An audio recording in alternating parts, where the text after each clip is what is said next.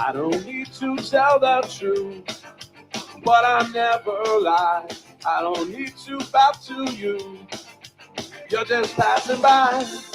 I never wanted to be the one you bitch and moan and come home to. But as long as you look good, I come back to you. Get inside my troubled mind with all of your threats. Sometimes I think I was blind, not before we met. I never wanted to be the one that you depend on for your life. When you cry, it smells like soup. Sounds like shown tonight. Never fear about I said all night. I gotta ride. Each time I said all night. No, I just might. You make me stay all night. It's just that side of you tonight that makes me stay all night. I'm gonna stay all night. You're an evil little girl. I'm a twisted man, tearing through your perfect world. Make you understand. I never wanted to be the one you bitch and moan and come home to. But as long as you look good, I come back to you. And do the things you do, stay all night. I gotta ride. Each time I stay all night. No, I just might. You make me stay all night. It's just that side of you tonight that makes me stay all night. I'm gonna stay all. I would never treat you bad. You deserve the best from me. If you want to keep your place, you better get down on yours. Yeah, Todd wrote this one. Yeah, you think? This is not mine.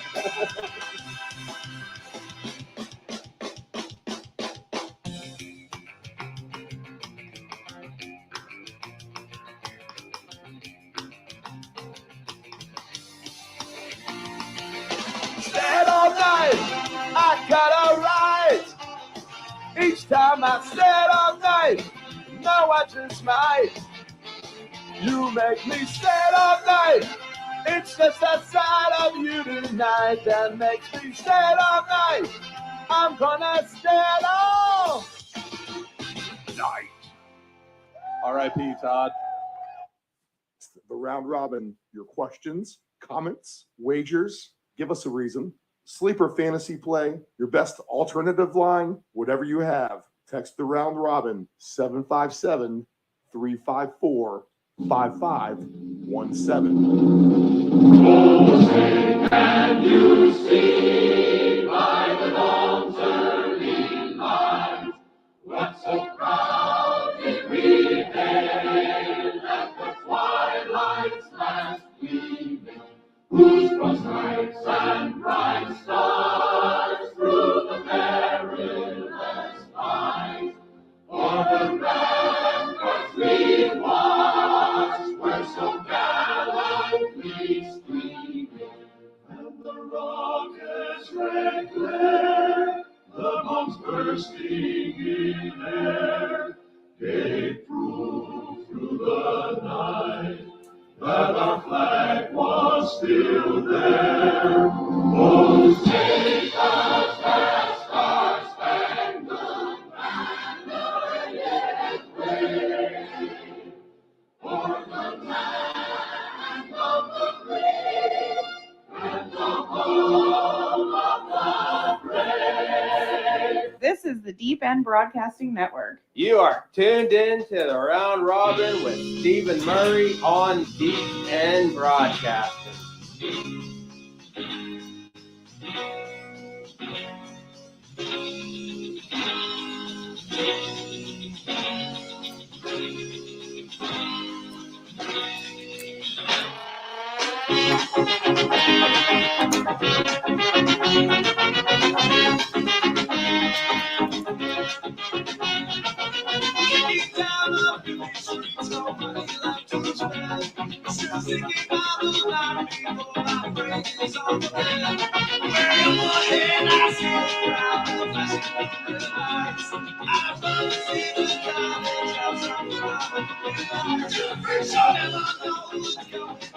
Here we are on the final day of the football season. Somehow we made it all the way to the end on this broadcast, all the way from the beginning of September. 5.5 months of the round robin here on the Deep End Broadcasting Network. Live from the beautiful shoreline of Virginia Beach, Virginia, the United States of America. It is 11:10 a.m. Eastern Standard Time on the very rainy, wet day here in Virginia Beach. Still a beautiful, scenic shoreline, regardless of the rainfall. Here we go. This is it. This is the final game. We'll have everyone on. Dave Grande. He'll be up here in about 10 to 15 minutes, and we'll go ahead and get his picks. We'll talk some other things with Dave as well.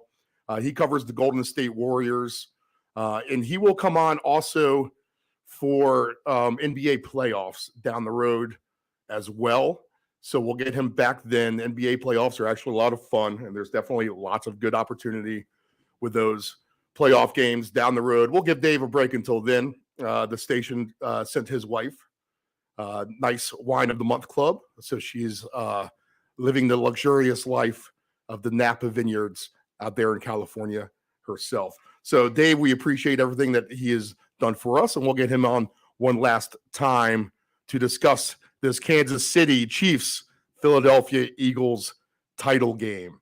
The Ant-Man and Nephew Dave, they will be in as well later, and we'll get one last breakdown, see if we can't turn your $10 today into $2,000, $15 into your $3,000, your $5 into $20,000. That's going to be our goal this afternoon. If you are a new viewer, because this is the final game and you want to tune in to get a piece of the action, I know I've had a couple people reach out to me in that regard.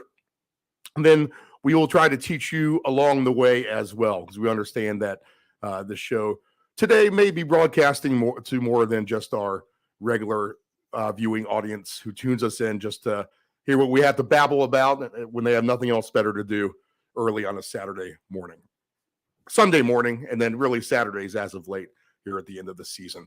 Interesting thing here with the point spread so far is that there's movement on this line West Coast. I think this line in Vegas has dropped to close to a pick'em, and the over-under is up. I think it's up to around 51 is what I heard, maybe even a little higher.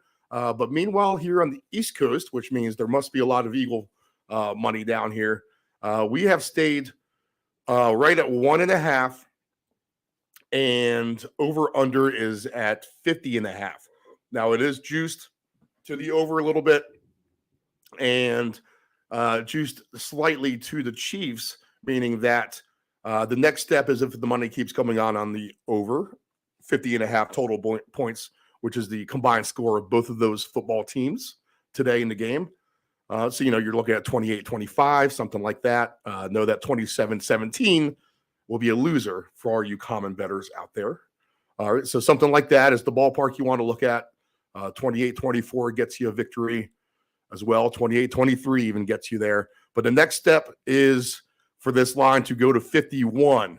So that's going to nullify anything that adds to 51 points, like a 31-20. That would be a straight push.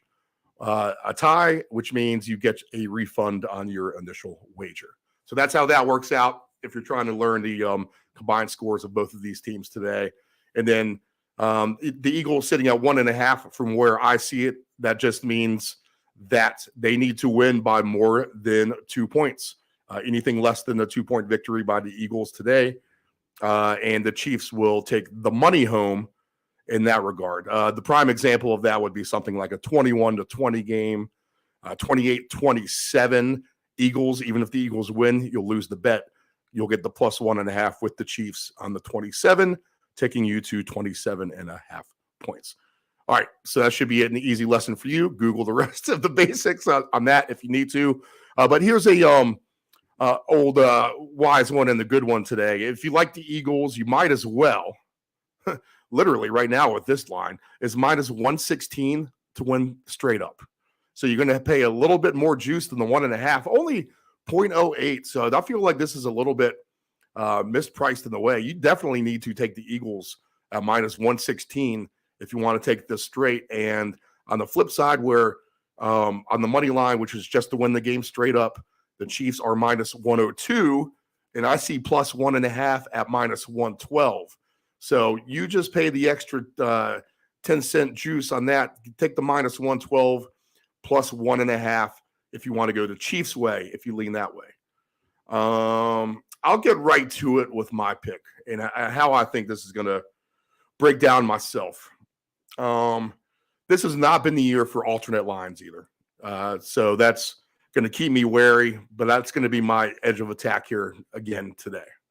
And, not like NBA where you can get alternate lines in just about every game and make them hit, I feel like, then not the case in the NFL this season. This has been, since the merger, the least point differential margin of victory by all the teams combined, which I think is right around 9.5 points. Every game has been a close game. So if you've been playing alternate lines, you have not been cashing out at all. Almost on a stupid, I don't know, a lot of people will never take this theory as serious, but I would say that, I don't know, we've had some close Super Bowls too lately. Tampa won convincingly, I guess. In essence, I just think there's some sort of due factor here for the better team. And the due factor means that they are due to get a multiple score win. So that's the angle we're going to take. And if I'm going to take the old professional way that my father has taught me, that I learned growing up young, that the trend that I have followed in every Super Bowl for the most part, I'm going to try to take the team who I think has the better offensive line and the better defensive line, and that's the bottom line. And edge to the defense as well, who has the better defense. So those are the factors. Defensive line, defense, and specific defensive line, offense in terms of offensive line. I think the Eagles provide both of that. If you think about to past Super Bowls and think about the Brady team with the Patriots where they lost to the Giants when they were undefeated and their only loss of the season came against the Michael Strahan led New York Giants defensive line. That was literally the difference in the game. That's what was the one thing that neutralized the Patriots in that scenario was that dominant defensive line, and that offensive line just was not good enough. I think that the Chiefs definitely get theirs today. They're not going to get shut out. They're going to get their points. I just think they might be limited to the low 20s. I think Philly can outscore them in that regard. I think Philly can get, if Philly gets the ball rolling here, okay, and they get this passing game opened up, which I think they may today, then the Eagles can win this game somewhere in the 30s to the Chiefs somewhere in the 20s. I'll probably end up taking the ultra extreme at some point with the Eagles, something like 38, Chiefs 21. Chiefs 24, probably. 38 to 24 seems like something good. And you know what? I think it could be definitely a close game throughout, or Philly may find themselves where they jump to just a quick 14-21 advantage and just catch up from there. I think that's the one or two scenarios in my mind that will at least play out today. So I'm going to focus all my plays today around the Eagles, and to do emergency backup play. You take something with the Chiefs too, to be honest. If you throw down a small insurance policy, some kind of inning game parlay, Chiefs heavy. I think Kelsey will have a good game today, as everyone does.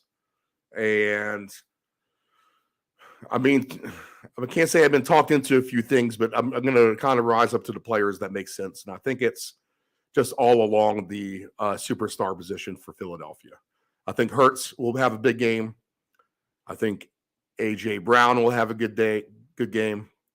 And I think that Dallas Goedert, I don't know if that's under the radar or not, but look for a nice game from Goddard. Don't be surprised if both tight ends have a big game today. No weather to be a factor here in Arizona, where this game is being played. So it will be the fast track for both of these teams. I don't think 50.5 is enough points. I think this game could get into the 60s, to be honest. So we'll take a look at some of those angles when we get to it with the guys later on, Anthony and Mr. Dave. But my initial pick is going to be the Philadelphia Eagles to win this game, somewhere like 38-24. Now, I would say 38 to 21, but if I'm going to look at my correct score odds, which that's a fun one, guys, and Anthony will tell you the same thing. This is your one opportunity to kind of throw some money around at some different things to have fun with.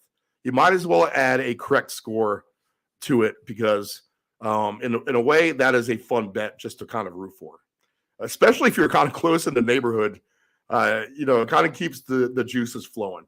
So don't be afraid to go ahead and hit up like an exact score. Here we go. I got 38-21. It is offered. So I'm going to get 500-1 odds on that score. Actually, that's the Chiefs 28-38, Eagles 21, which that's not what I want. I want Eagles 38, Chiefs 21. And you know what? This wasn't available yesterday on my menu, which that's kind of upsetting with the correct scores is that there's a chance that they can sweep the pot. Yeah, Eagles and Chiefs, Eagles 38, Chiefs 20, and Eagles 38, Chiefs 24. Neither of those is actually offered. So I'm going to have to settle for some other type of score. I think the Chiefs get 21 for sure. So maybe I just jack that up to the Eagles getting more points themselves. So 41-21 isn't available. Man, I mean, it just gets kind of slim pickings for the availability of numbers. I might have to look at a different book when it comes to correct score. But yeah, maybe be wary. If you see a good correct score on your menu and you think the odds are fair, like, see, why would they have Eagles 37, Chiefs 17, Eagles 35, Chiefs 32, but no Eagles 38, Chiefs 21? That's a little upsetting. They do have an Eagles 37, Chiefs 21, though, but no 38-21. They have 36-28 Eagles over the Chiefs. That's a little disheartening. So maybe try to find a menu where every score is available. That might not be everywhere. I'll have to look at that myself. But yeah, throw some money around at some different things today. And know that, I think a good angle today is receiving props for running backs. So maybe take a look at some of those and play around with that, moving some numbers around. Any of the running backs that you like today. I could see some screen passes for sure. Gainwell. Wow, Kenneth Gainwell has dropped from 12.5 over receiving yards down to 9.5 now. That has dropped 3 full yards. That's crazy. That's one I've been looking at all week. Anyway, all right, fun stuff. Let's go ahead and we'll get to it with Dave Grande. We'll be very pick heavy here the last segment. We're going to go ahead and ask Dave a few hot topics, non-gambling related in the meantime. Be patient with the 1 or 2 NBA questions if you don't want to hear about it. But Dave does cover Golden State, and he is the basketball expert. So it is just kind of fun to get caught up in a couple of the other things that we were talking about there. All right, let's go ahead and take our first break. The line right now for the Kansas City Chiefs and Philadelphia Eagles still sits at the Eagles minus 1.5, over under 50.5 here on the East Coast. A little different story in Vegas. Sounds like some Chiefs money is getting bought in there. Get your grocery shopping in early, people. It gets to be a little chaotic there in the afternoon. All right, guys, we'll be back. Dave Grande right after this.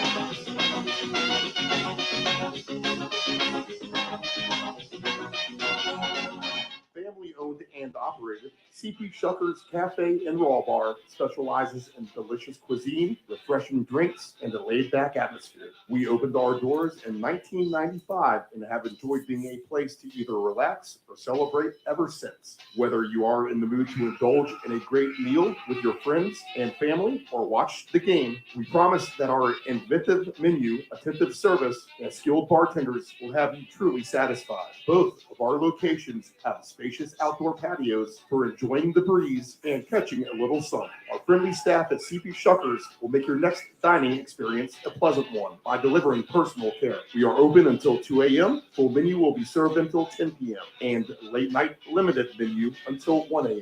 For larger parties, please give the location of choice a call. Pacific Avenue, 757-425-8676 or Shore Drive, 757-412-2929. More information at cpshuckers.com. Thank you for your continued support and have a shucking good time.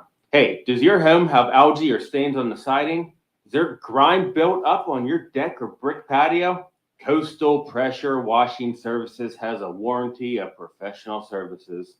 From pressure washing to window cleaning to deck and fence staining, as well as dryer vent cleaning, you got it all. Call Coastal Pressure Washing at area code 757-439-9810 or visit our website at coastalpressurewashing.net. Again, call Coastal Pressure Washing at area code 757-439-9810 or visit our website at coastalpressurewashing.net.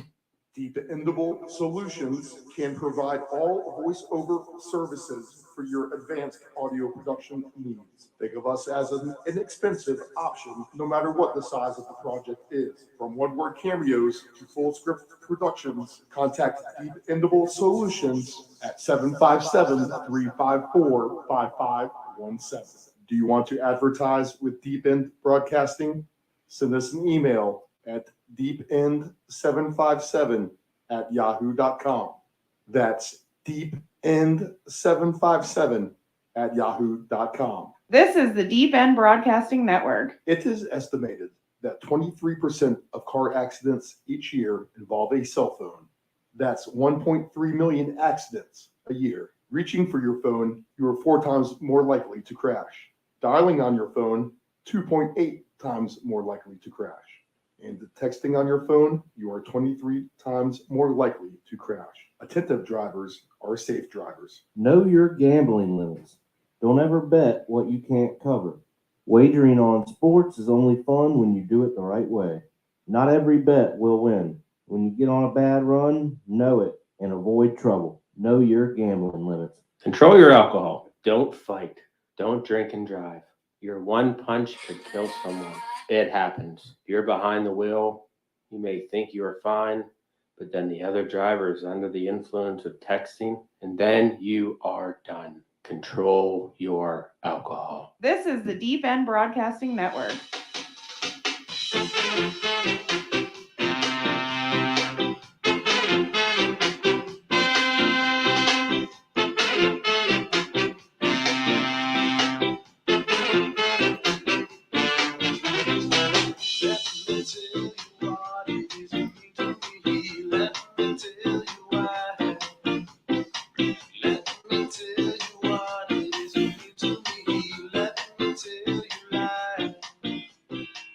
We are back with Dave Grande. He joins us one last time on the football season to break down the game later today. But we have a couple things we always want to poke around with him first with. Dave works with Field Level Media out there in California. He covers the Golden State Warriors. So we'll ask him a Warrior question or two first. But Dave, how's it going, man? What's the weather in California like today? And then for the first real main question, it's been 2 weeks. You probably watched a lot of sports on TV, so let's hear what may be disturbing you or anything that's caught your eye or anything like that. It's a free-for-all on today's show. So go ahead. What's disturbing me is the weather this year. It's unseasonably cold. Here I am. My daughter actually, my wife just came back from a trip to New York where, it was in the 20s and 30s and snowing and, I'm complaining that it's 50 degrees, but, it doesn't, in Oakland, it doesn't turn 50 degrees. Every day in Oakland is the same temperature, 66 degrees, 68 degrees, whether it's January or June. And, but it's been, even this morning, the cat came in for breakfast first thing this morning, and it was wet. I was like, what do you mean you're wet? Someone have a sprinkler on, and it was raining. So, that's what I'm most upset about. In terms of sports, as you said, I'm most interested in basketball.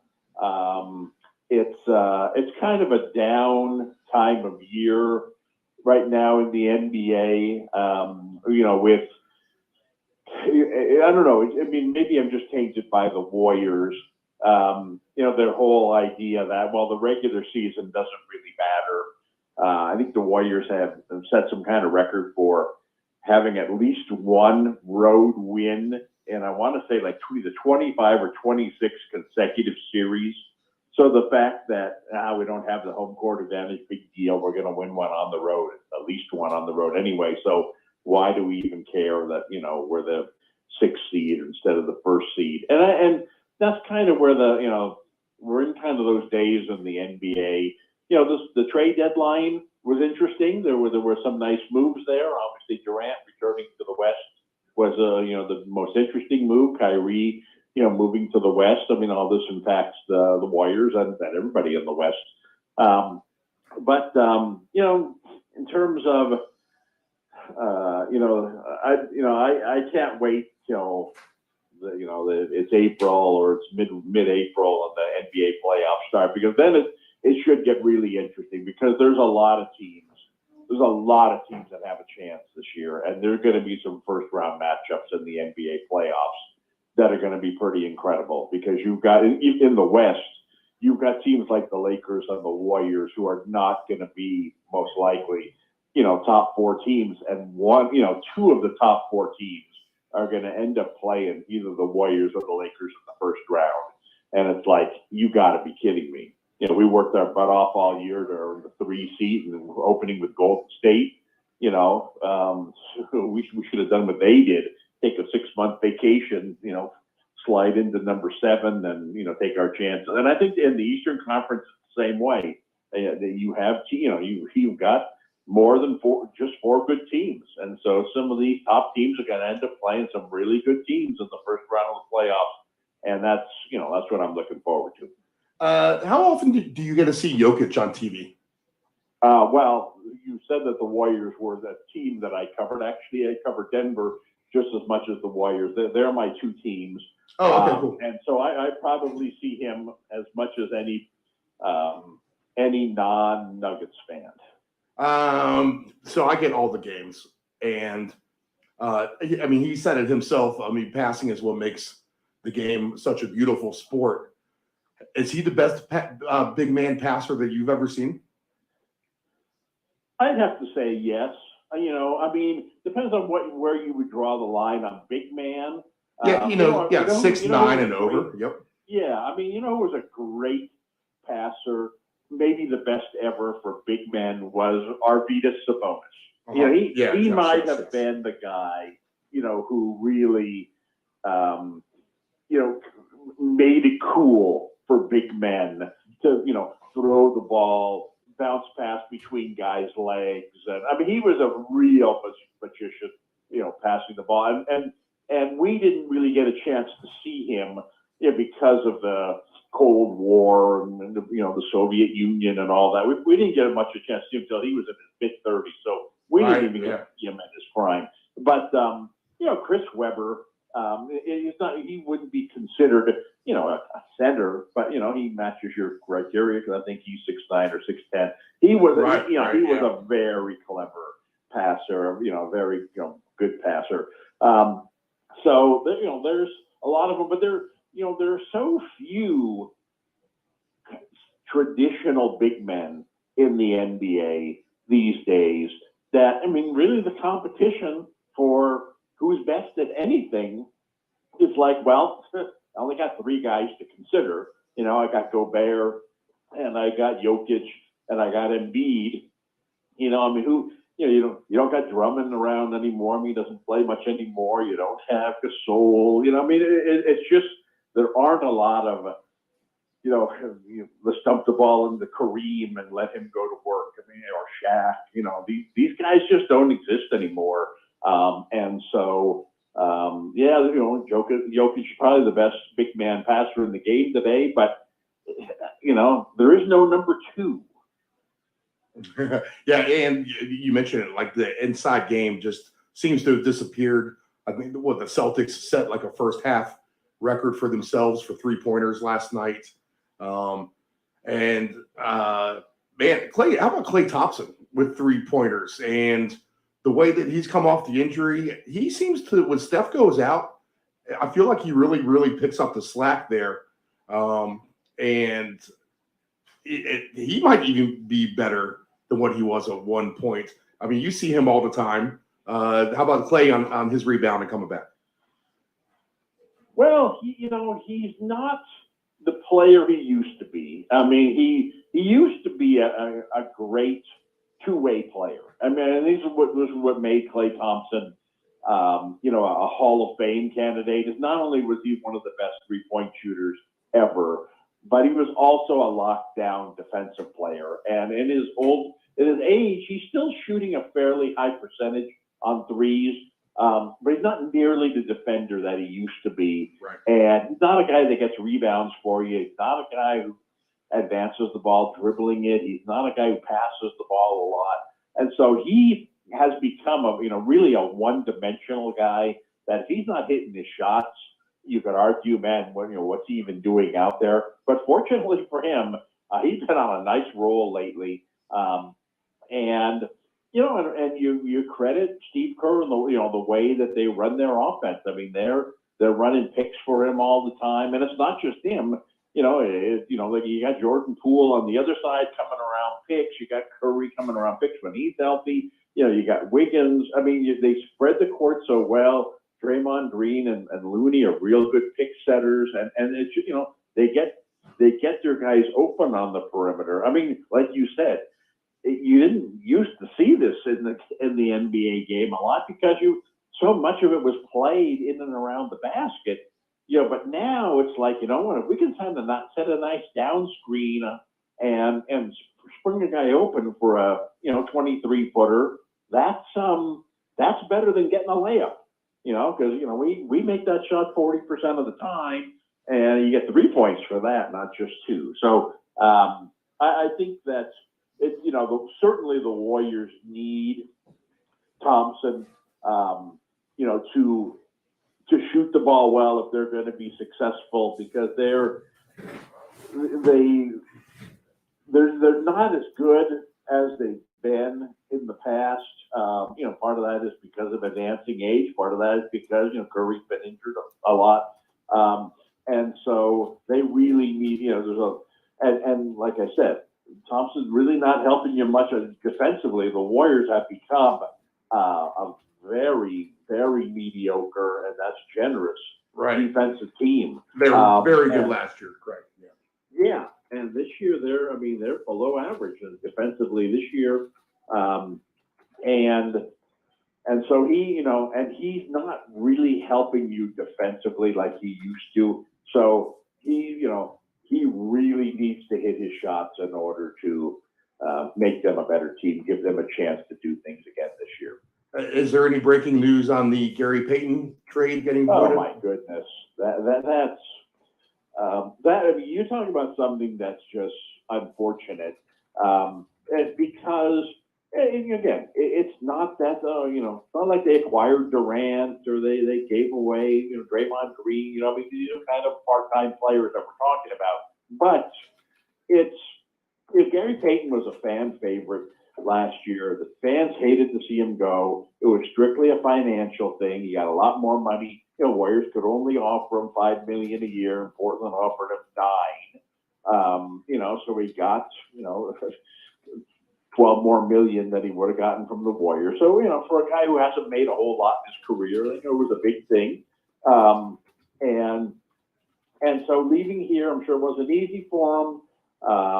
And the Warriors have gone downhill defensively, not coincidentally, since he's been gone. I think since day one, the Warriors fans have, why did they do that? Why, kind of forgetting the financial ramifications. But anyway, the news that he was coming back, like I said, they might as well have acquired Durant. I mean, there's an excitement here that may not have been matched all season long. Fans love the guy. And not only that, he's someone who, feels a big need for them defensively. Now, they traded away James Wiseman, who, unfortunately for him, he was sent out the door with a lot of good riddance. We never should have drafted you in the first place. You're big bust. Not from players or coaches or anything, but from the media and from the fans. And I'm not really in that camp, but I do agree that obviously he has not bad expectations. But now, fast forward to right now, and look at the position the Warriors are in. Okay, so here's their choice. Do we bring back Peyton, knowing that there's a red flag in his medical? And who knows how big a deal it is, because he had surgery in the off season, what's called core muscle surgery, and he missed like 35 games, but he's come back and played basically all of the last 20 some odd. So I don't really think it's affecting him on the court right now.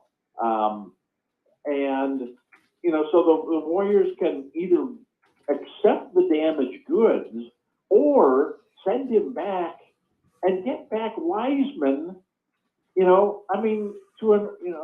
If they got back Wiseman and he showed up for tonight's game against the Lakers, I'm guessing the fans would boo him. Right, yeah. And who would want to put the poor guy in that situation? Because he certainly doesn't deserve it. It's almost like there's no turning back. They have to go ahead with the deal. And again, I know nothing about what this red flag was. All I know is presume, like everybody else, that had something to do with, this surgery that he had in the off season, and that maybe their X-rays or MRIs or whatever are showing that he's got the same problem. He's going to have to, have a different surgery this off season. All right, well, you know what? Then that's what will happen. But I don't think it's something where, he's going to have to sit out the rest of this season, because he's been playing. And the Warriors just played Portland a couple nights ago, and he started that game. He played 20 some odd minutes. He looked fine. So I don't think he's in pain. I don't know that the injury is getting worse or what by him playing, but it doesn't seem to be. Like I said, he's not like they're limiting his minutes or playing him every other game. So I don't see that the Warriors really have a choice here. I think that, it was such a feel-good thing to bring him back that I think they need to just say, you know what, Portland, you owe us one, but we're going to keep Peyton and hope for the best. Yeah, and meanwhile, you have, three other teams in limbo trying to figure out what's going to happen, too. Yeah. Right? You got Sadiq Bey sitting in some Motel 8 outside of Nashville trying to decide if he needs to make the U-turn or not. Okay. Yeah. Let's see here. I know you like offensive hires for head coaches in the NFL, but DeMeco Ryans goes back to where he played for in Houston at the Texans. That seems like a logical, really good hire to me. What's your take on that? And then they fill in with Steve Wilkes, which I think they could have done a lot worse in that regard, too, in filling Ryan's spot. What about those two?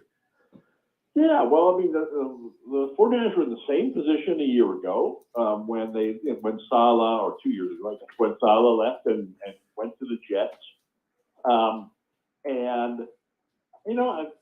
Has that really worked out for the Jets? I guess they're a little bit more competitive, but they're certainly not a very good offensive team. And this is what happens when you hire a defensive-minded coach so many times, is that a defensive-minded coach if you understands that if we're going to be successful defensively, we can't do anything stupid offensively. And, and so our offense needs to play conservatively and milk the clock and put us in good field position.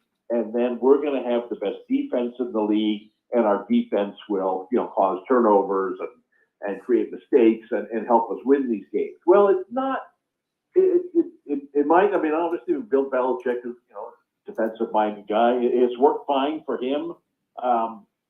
But I would say in general, it's not an entertaining way to play football. And I don't think the Jets made a good choice, even though it was a kind of a no-brainer. And I don't think Houston made a good choice for the same reason. Nothing against these guys. Incredibly good defensive minds, guys you would want on your staff as a defensive coach. But as a head coach, it's just too many times I've seen, look, we're not going to hire Cliff Kingsbury to be our offensive coordinator because he throws the ball too much, and we want to be a defensive team. And that's, I don't know, you might win more games by playing that way. But to me, unless you're winning playoff games, unless you're winning Super Bowls, look at the New England Patriots. Look at them this year. That's a boring team. Right. And the only reason New England wasn't a boring team for the last 20 years was because they were winning. And they had Brady, too. Right. Well, they were winning. I said the same thing about the Utah Jazz of basketball in the Stockton Malone era. They played the most boring brand of basketball imaginable, but they won 50% of the time. And who was going to argue? But it was like, you know what? If you're going to play boring ball like this, regardless of sport, you better win.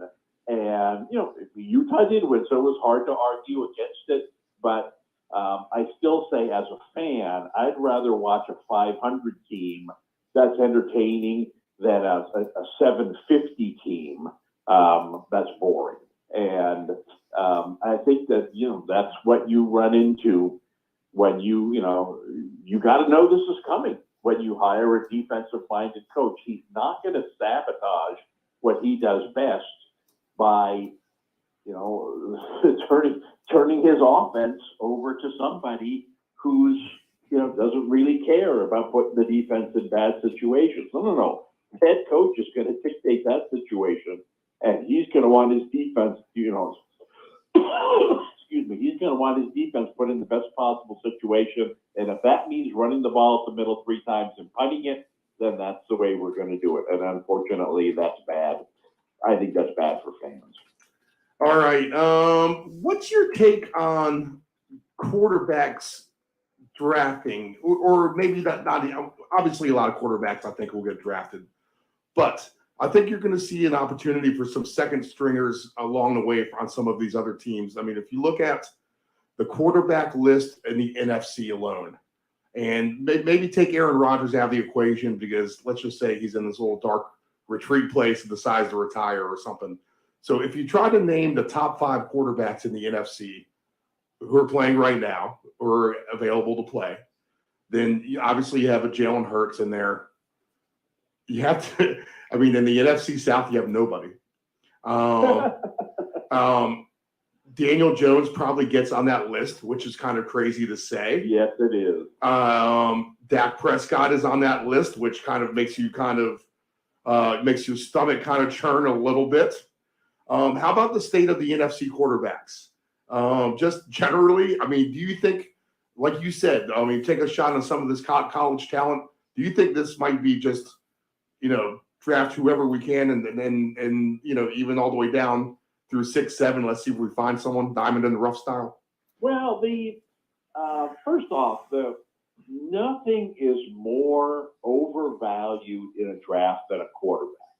And if you have one of the high picks and you've got, a quarterback I mean, I look at, it certainly appears that, Chicago is going to draft, isn't going to draft a quarterback, obviously, with their high pick this year, and then Houston's going to draft a quarterback. But once you get past that, there's still the next 2 or 3 teams are, whether they want a quarterback or not, they're in a position to draft a quarterback, and their phones are going to be ringing off the hook.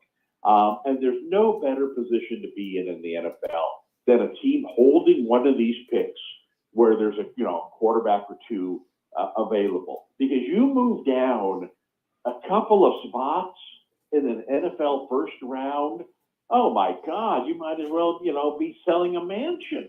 I mean, we'll give you 2 future first rounders and and a player, and all you do is move down 2 spots and draft the same guy you were going to take in the first place. Yeah. And then not only that, but once you've moved down 2 spots, and lo and behold, there's still one more good quarterback available, and ding-a-ling-a-ling, your phone is ringing again, and now we're going to move down 2 more spots, get another first-round pick, and still get, if not the same guy, a fairly comparable guy in a position of need. And I've just added 3 first-round picks and basically got the same player I was going to draft at number 3. And obviously, if you need a quarterback, then you don't really have a choice. But I look at a team like the Lions, who draft really high this year. They don't need a quarterback. No, Jared Goff is literally the Right. second. He might be the second best quarterback in the. Well, yeah, you didn't mention them, or you didn't mention Stafford either. But so they're in a perfect position, to play this. Let's move down a couple of spots, get some picks. Let's move down a couple more, get some picks. And next thing you know, you've moved. If you play this game with the Aaron Rodgers draft, right, where he was, 49ers considered taking him number 1, Right. and they took Alex Smith instead, and Rodgers ends up slipping to 24. Mhm. If you just kept moving down in that draft, and getting whatever 1 pick, which is, you get more than this, but even if you got 1 pick for every 3 spots you moved down, you could have gotten 7 picks and still drafted Aaron Rodgers at 24 instead of, drafting him second. And this isn't, that wasn't like a one-off. This happens every year. And this year is going to be no different, especially, or actually if it's different at all, it's because there's more teams need quarterbacks. There's going to be more of a rush for these guys. Right. Now, what I would say about drafting quarterbacks, 2 things. Number 1 is a quarterback is only as good as the system he's in, right? And so this is the biggest problem the Bears have, with their quarterback. He might be, as talented as any quarterback in the NFC, kind of a modern day Cam Newton type. Huge guy, big runner, big arm, but he had a couple of games last year where you thought, oh my God, where did this come from? And so, but, all we heard all season long is, why aren't the Bears letting this guy play? Why are they putting handcuffs on? They need to do offensive coordinator. Well, yes, either that or you shouldn't have drafted him in the first place. You can't do both, right? You can't just, we're going to draft this guy. I look at the 49ers kind of the same way. When they drafted Trey Lance with the 3rd pick, Kyle Shanahan, who's a great offensive mind, he doesn't do Trey Lance. He's not a, run pass option kind of a coach. He's not I've got, the strongest arm quarterback in the league. I'm going to air it out. We're going to throw the ball deep. No, he's Brock Purdy style coach. He wants a guy, to throw the ball 5 yards, the Aaron Rodgers, Tom Brady style. Throw it into those short windows. Let's move the chain. Throw it to the back. Play. Be the smartest guy on the field type. Mm-hmm. And so why in the world did the 49ers draft Trey Lance knowing that, Kyle Shanahan was going to have to completely change the way he coaches? Well, and the only reason that they did, the only reason that I would think that they would do something like that was because Shanahan, convinced himself, you know what, I'm going to change. This is the way the game is going. Look at Jalen Hurts this year. He was the most dynamic quarterback in the NFL. You can't stop him. I want a quarterback like that. Give me a quarterback like that, and I'm going to be a lot better offensive coach. But anyway, my point is that even though that there's some very talented quarterbacks available, you've got to draft a guy who fits your scheme. And if you're, take a look at the Texans. If the Texans draft, the biggest, strongest armed quarterback, the best scrambler, it's like, this isn't the way their coach is going to want the team to go. That, he's going to, a defensive-minded coach is going to want a conservative type quarterback. So why would you burden yourself with drafting a great talent that doesn't fit your system? So anyway, my point is, teams need to, teams that need a quarterback don't necessarily need the top guy on the list. They need the top guy on their list.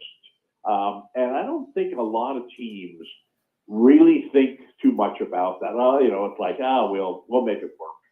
Right. Many times it doesn't work. I mean, how many different, every draft, 50% of the top quarterbacks fail. And it's not necessarily because they were bad. Some are, but it's just that they're not put in the right situation, and then they bounce around, and lo and behold, Geno Smith can actually play quarterback.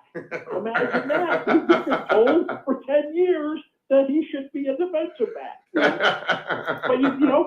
that's kind of my point. You've got to get a guy who fits best in your system. Mm-hmm. My long-winded first point. My shorter-winded second point is that there are so many good quarterbacks in college football these days. The score of every game is 50-49. Even in the championship game, teams are scoring 60 points. It's like there's no excuse for NFL teams not to have 2 or 3 really good quarterbacks on their roster these days. It's embarrassing when, if you look at the 49ers, that they went to their third string quarterback, right? And it was like, you would never have known it. They didn't miss a beat. You could argue they got better, Mm-hmm. Unfortunately for them, they had to go to their fourth string quarterback. And who knows whether that was going to work out or not. The guy got injured right away. But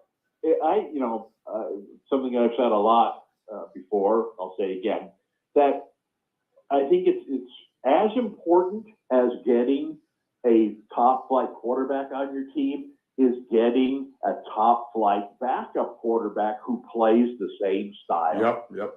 So that when Jimmy Garoppolo gets injured, you plug in Brock Purdy and you run the exact same plays. There's just so many teams that just don't get that. It's the 49ers are going to have Brock Purdy and Trey Lance compete for their starting quarterback position in training camp. No, they aren't. They're not. They don't play the same game. What plays are you calling that you're going to compare the two? It's just, you can't have Brock Purdy and Trey Lance be your two quarter. I don't care what order, because you go from,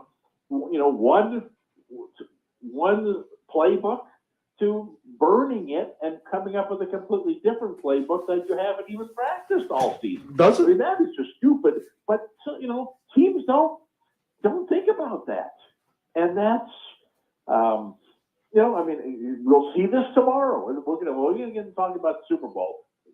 and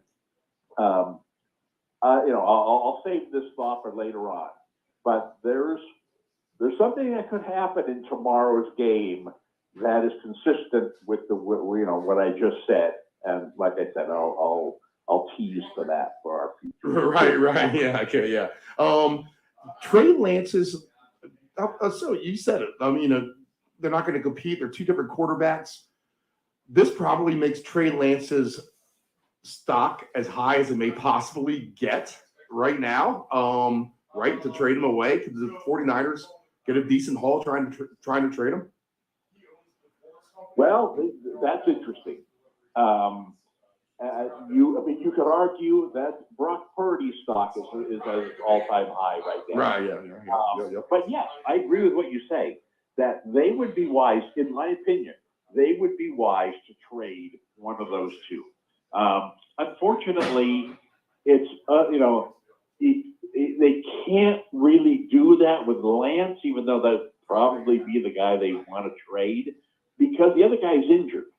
And so while they say, well, there's a 6-month recovery on, the surgery that Purdy's having next week or 2 weeks from now or whatever, 6 months from 2 weeks from now is taking us, well into August,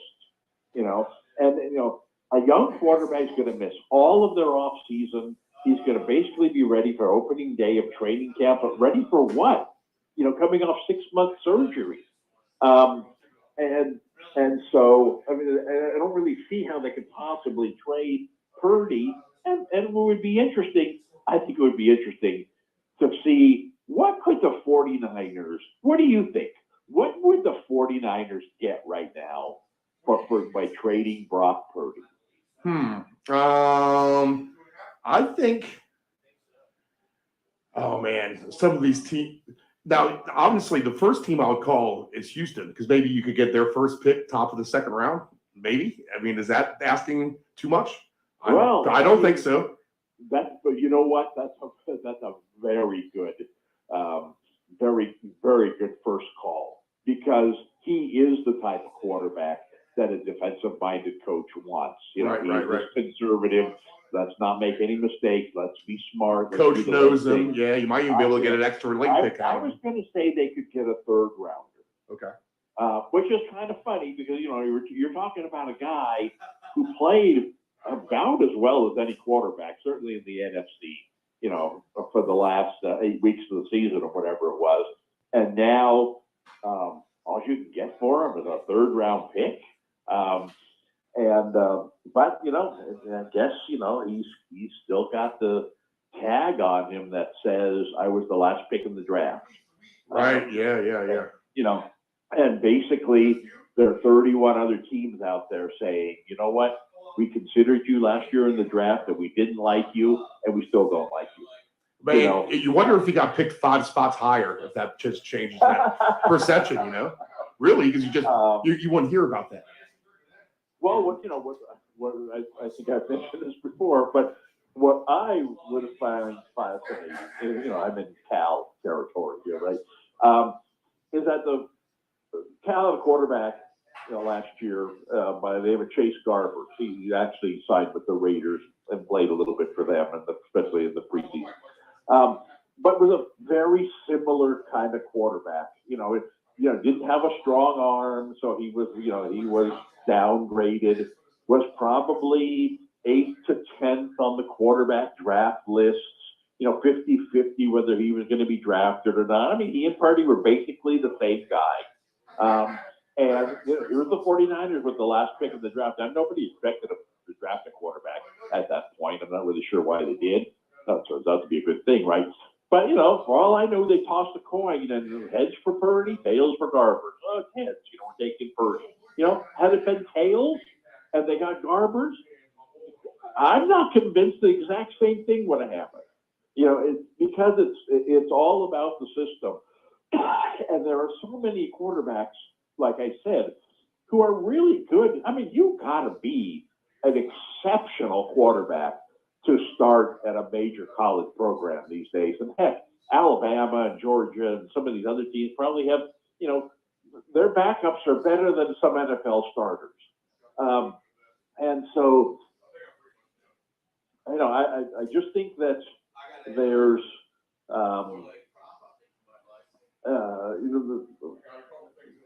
when drafting these guys, in Purdy's case, there was a reason he was drafted. Again, whether it was dead last or fifth to last or whatever it was, there's a reason why 31 other teams said, you know what, we don't need a backup quarterback.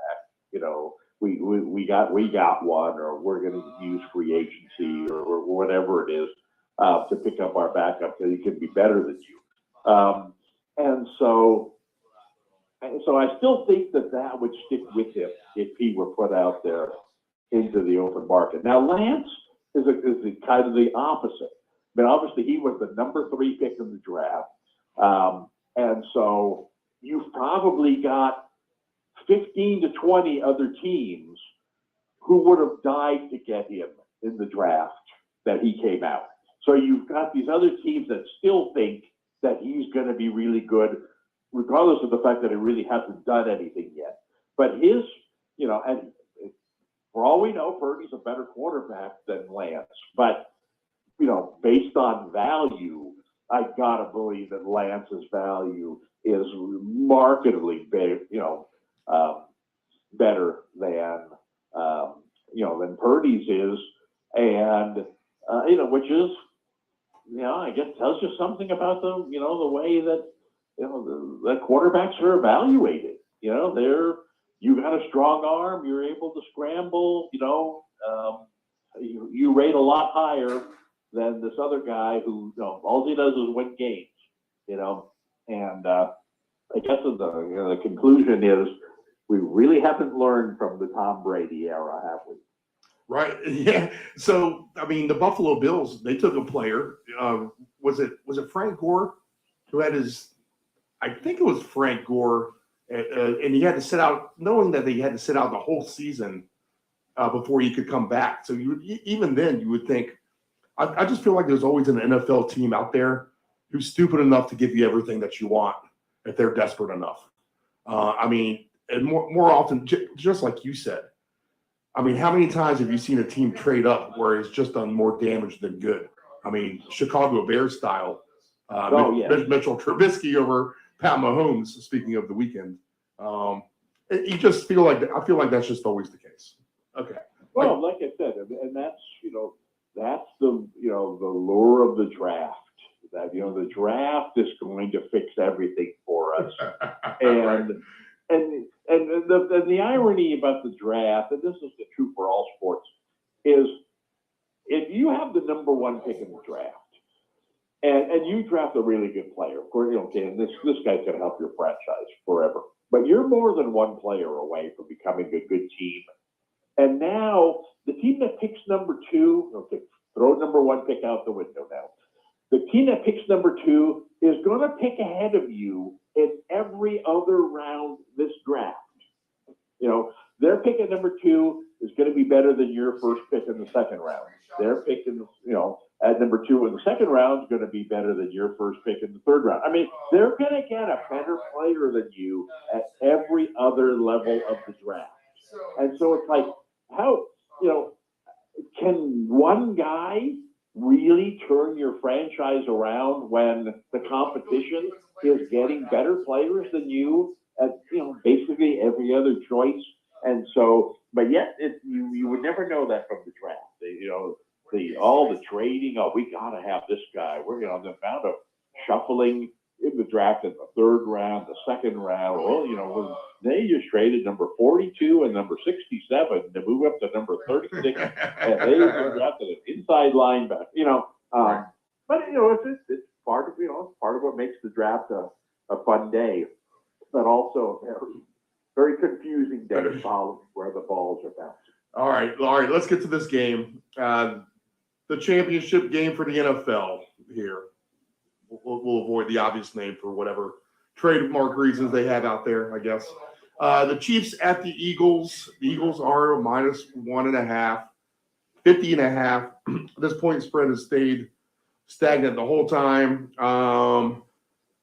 The way I've been thinking about this, Dave, is I've been trying to keep a completely open mind. I'm as neutral as it's going to get with these two teams, I think. Let's see.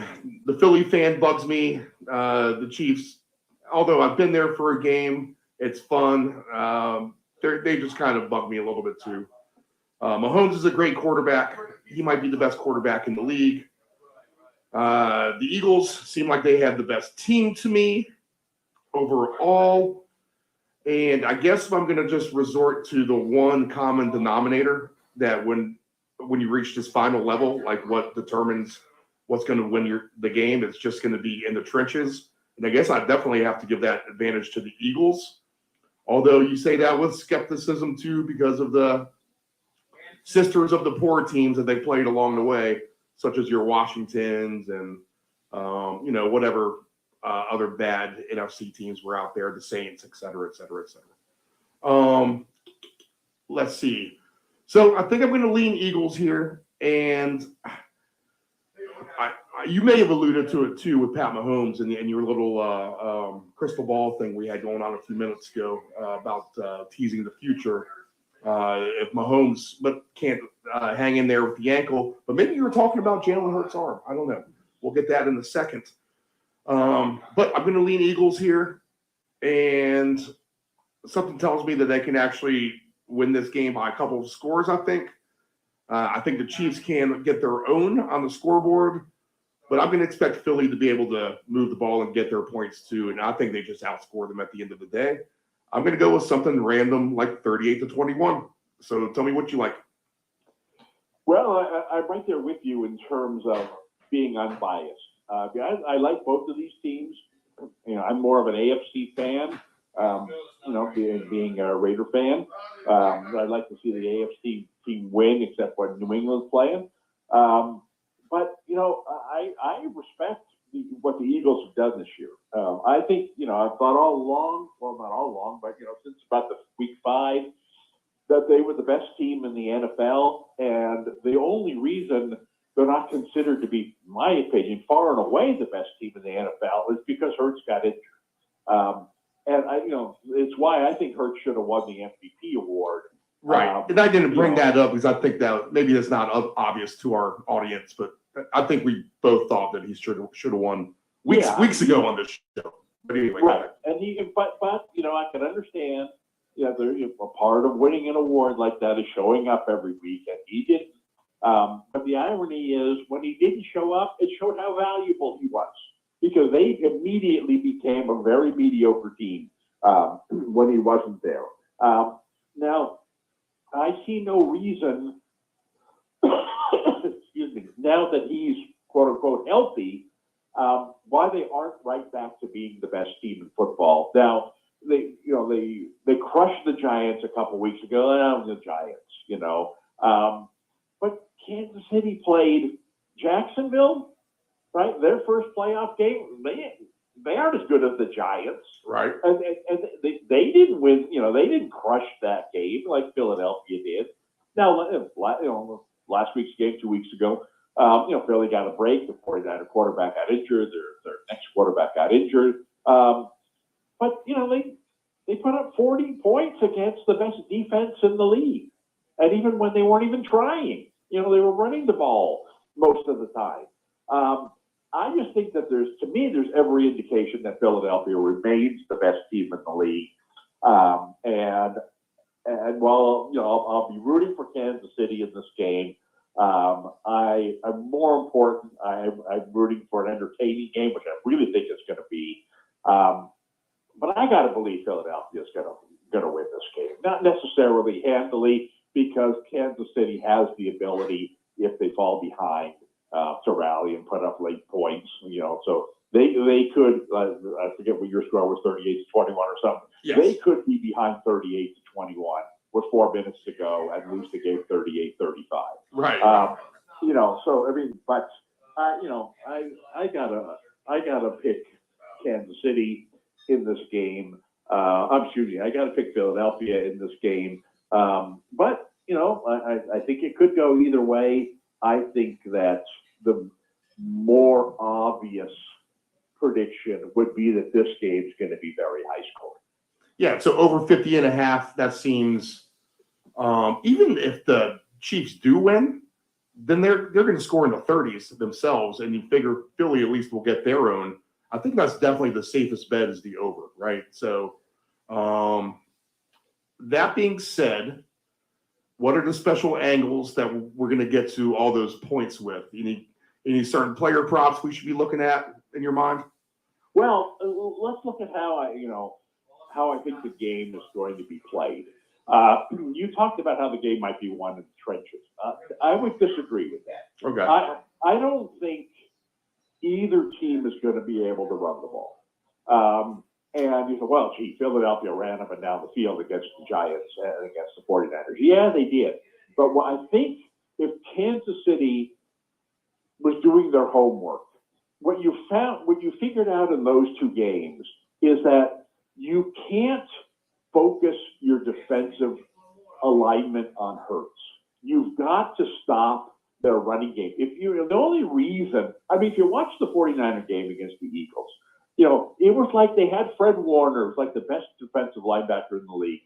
He was like a spy on Hurts. And Hurts went to hand the ball off to Sanders, and Warner stood there like, okay, I know you're going to fake it to him and run around the end, and I've been assigned to, prevent you from doing that. Right. And instead, he handed the ball to Sanders, and by the time Warner started chasing him, he was already by him. I think that, I think Kansas City's smart. They go into this game, and their game plan is, look, they're not a good running team. If we treat them like any other team that we've faced, we can take Sanders right out of this game. And what at the cost of Hurts, faking it to him and running around the end 10 different times and getting some nice yardage himself. But the thing about that is every time Hurts runs the ball around the end, he puts himself at risk. And if he gets hit one time, the Eagles lose. I mean, here's a guy who's still got shoulder issues. And, the 49ers and the Giants did him a huge blessing by allowing him to hand the ball off. If Jalen Hurts runs the ball 10 times in this game tomorrow, he is going to get hurt. And he's going to come out of the game, and the game is over. Now, I say the same thing about Kansas City. If I'm defending Kansas City, Philadelphia's got a great pass rush. They're going to stop Kansas City's running game, which basically doesn't exist anyway. And they're going to force Mahomes to do his magic trick. But unfortunately, Mahomes is not, likely to be at 100%. He certainly wasn't close to 100% the last time we saw him. Now, granted, that was 2 weeks ago. But if Mahomes is scrambling out of the pocket right and left, and he takes one bad turn on the turf, or he gets hit one time and he's knocked out of the game, then Kansas City loses this game. So I think there's a very good chance that the winner of this game is going to be the one who keep their quarterback upright for the whole game. Because I wouldn't say a 50-50 chance, but certainly better than a 75-25 chance that one of these two quarterbacks is going to miss all or part of this game because they have pre-existing serious injuries, and this other team puts them in a position where this isn't the 49ers. They're not going to have a quarterback stand in the pocket and throw. This isn't Tom Brady. 1 second, 2 seconds, throw it, and you never touch him the entire game. These are two teams that are going to force the quarterback to scramble and to do which they do great. This is where they're at their best. Hurts is the best running quarterback in the league. Mahomes is the best scrambling quarterback in the league. This is generally good for their offenses, but in this game, it puts them both at risk. Not that they aren't always in this situation, but they already have serious pre-existing injuries where you hit him one time. I'm not saying you do it intentionally, but you wouldn't even have to hit Mahomes if Mahomes scrambled and then the lineman could fall back into him or something like that. Yeah, and I just think that the team that loses its quarterback in this game is going to lose the game. And I think that should work into the defensive philosophy of the two teams, is that, you know what? Go ahead, Jalen, run the ball 10 times. Go ahead, Mahomes, scramble around our heavy pass rush. Eventually, you're courting disaster in both of those situations. And, it like I said, kind of the last thing you want to do is let Mahomes escape pressure and get around the end and throw one of his crazy passes. Next thing you know, there's a 50-yard touchdown pass. I think these kinds of things are going to happen in this game, but I also think that I think that there's there's the potential of one of those two guys, if not both of them, getting hurt, which is going to completely flip this game around.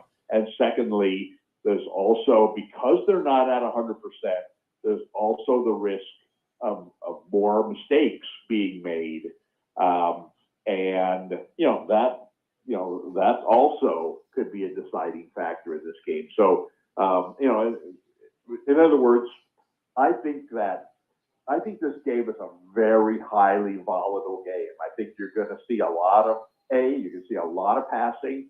B, you're going to see a lot. These quarterbacks are the two best guys in the league, right? You're going to see a shootout between two great quarterbacks who are going to be able to do their thing. Get outside the pocket, run the ball down the field. I think one of the best prop plays in this game is going to be quarterback rushing yards. And I mean, obviously for Hurts, it's going to be, I'm guessing, at least twice as high as it would be for Mahomes. You think, why? They don't want Mahomes running the ball. But I think Mahomes will run the ball.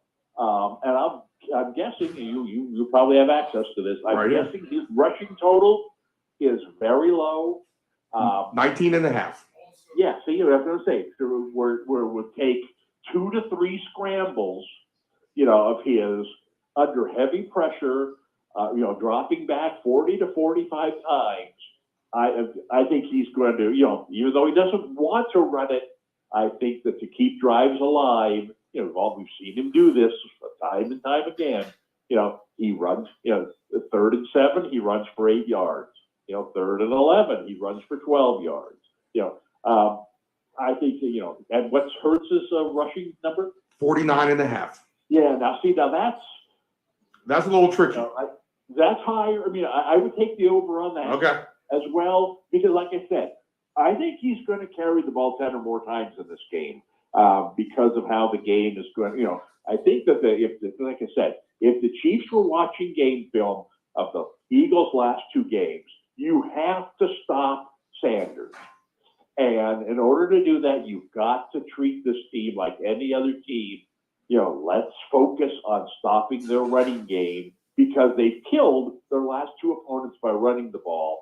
And I think you can stop their running game by treating it like you're playing the Cowboys, right?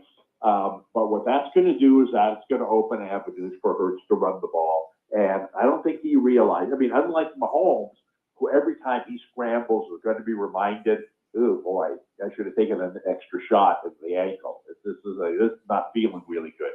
I don't think Hurts realizes his shoulder, is probably still dislocated or, fractured in some way. And this is for the championship, and he's gutty. He's going to put his life on the line, so to speak. And I can see him, Mahomes isn't going to run for 25 yards and a touchdown on 1 carry. Hurts has that ability. And so, I would say I'm twice as confident in Mahomes going over his rushing total than I am Hurts going over his rushing total, but I take them both. Would you take a long shot at Hurts over 90 yards at 7-1 odds? Well, that's I don't know. I can't go there. That's a lot of yards. It is. I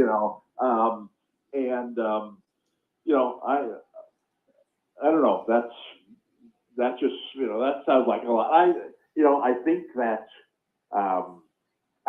Hurts you could project him to score a touchdown. I mean, and even two, if the line, were big.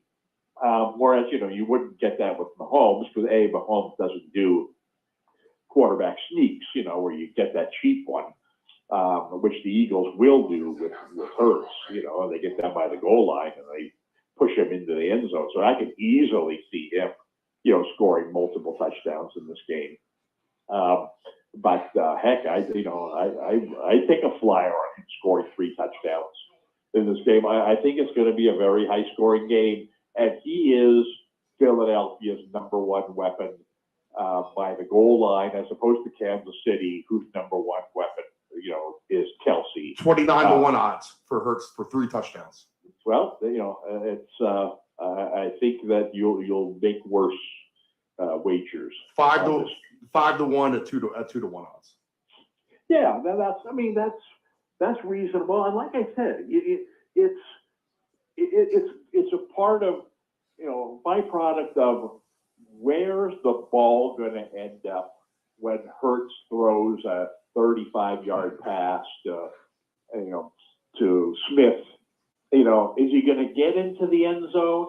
Are they going to stop him a yard short? They're going to stop him 3 yards short. And then, like I said, for most teams, if you're a yard short, well, most teams quarterbacks sneak anyway. So, Hurts is going to get those touchdowns.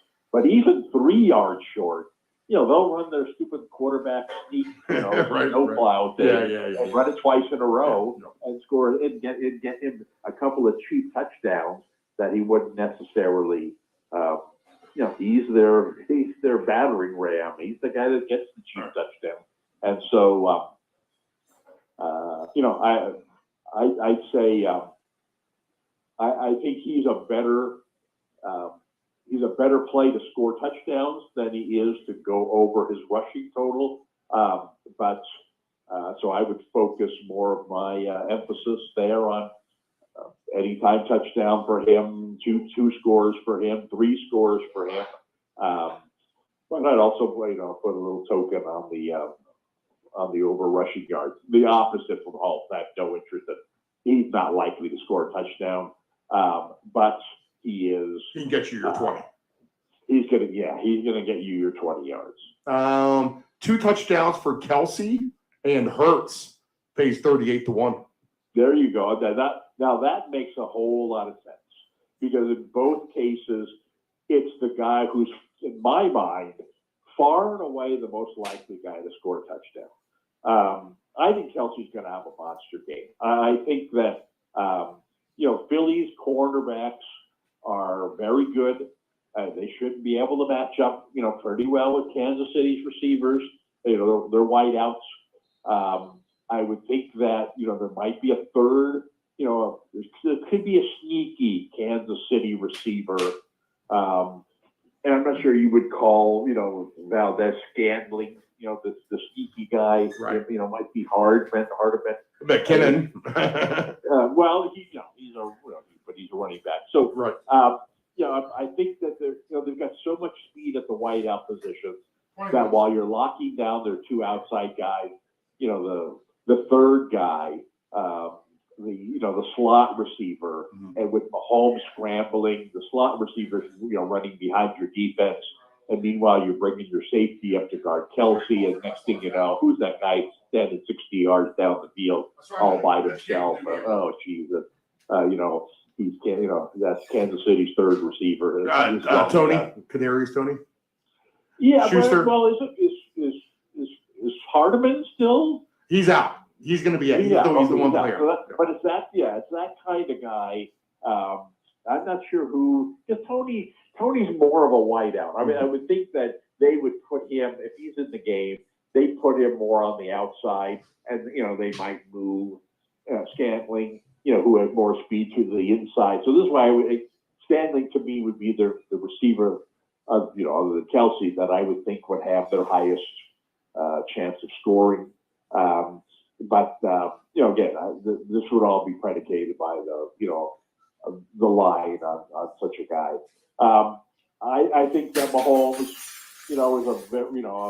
a very good play to throw. I don't know his, the number is on his total touchdowns. Let's see. But if it's over 2.5, I think that's a very safe play.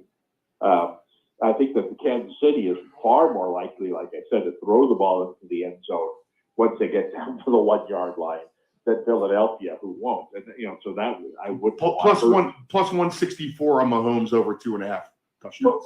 Plus Yep. 164. Yep. I would have laid 164 Yep. on that. I think I think that's, like I said, I just don't see either team running the ball well, and at the same time, I see a game where you've got two quarterbacks who are not traditional quarterbacks. They are, your college style. Let's make something out of nothing. Let's fake the handoff with Hurts. Let's scramble around the end. They come up to get you. Oh, look, the tight end is wide open 25 yards down the field. And there he goes, for a long touchdown. You've got great wideouts on Philadelphia with a lot of speed. And so I think that, you get Hurts outside the pocket and things are going to open up, whether he's running the ball or whether he's throwing the ball deep. I just think either, big plays ready to happen. And of course, that's what Kansas City is all about. You get Mahomes scrambling and ad-libbing, and nobody works better with him than Kelsey. He's going to catch 4 or 5 passes that are totally unscripted on top of the 4 or 5 he's going to get, though, that are scripted. I can easily see him, catching. He's got to be Kansas City. He's got to be the game's far and away the game's leading receiver. I would say upward of 10 receptions. Certainly upward of 100 yards and a couple of touchdowns. I mean, you can't point to a second Kansas City guy and say, this is the guy. This is the second most likely Kansas City guy to score a touchdown. It just doesn't exist. Right. They're all about the same.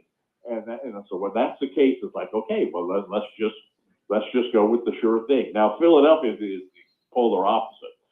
Like I said, they're, they get down by the goal line and Hurts is as likely to run it in as anybody, probably more likely.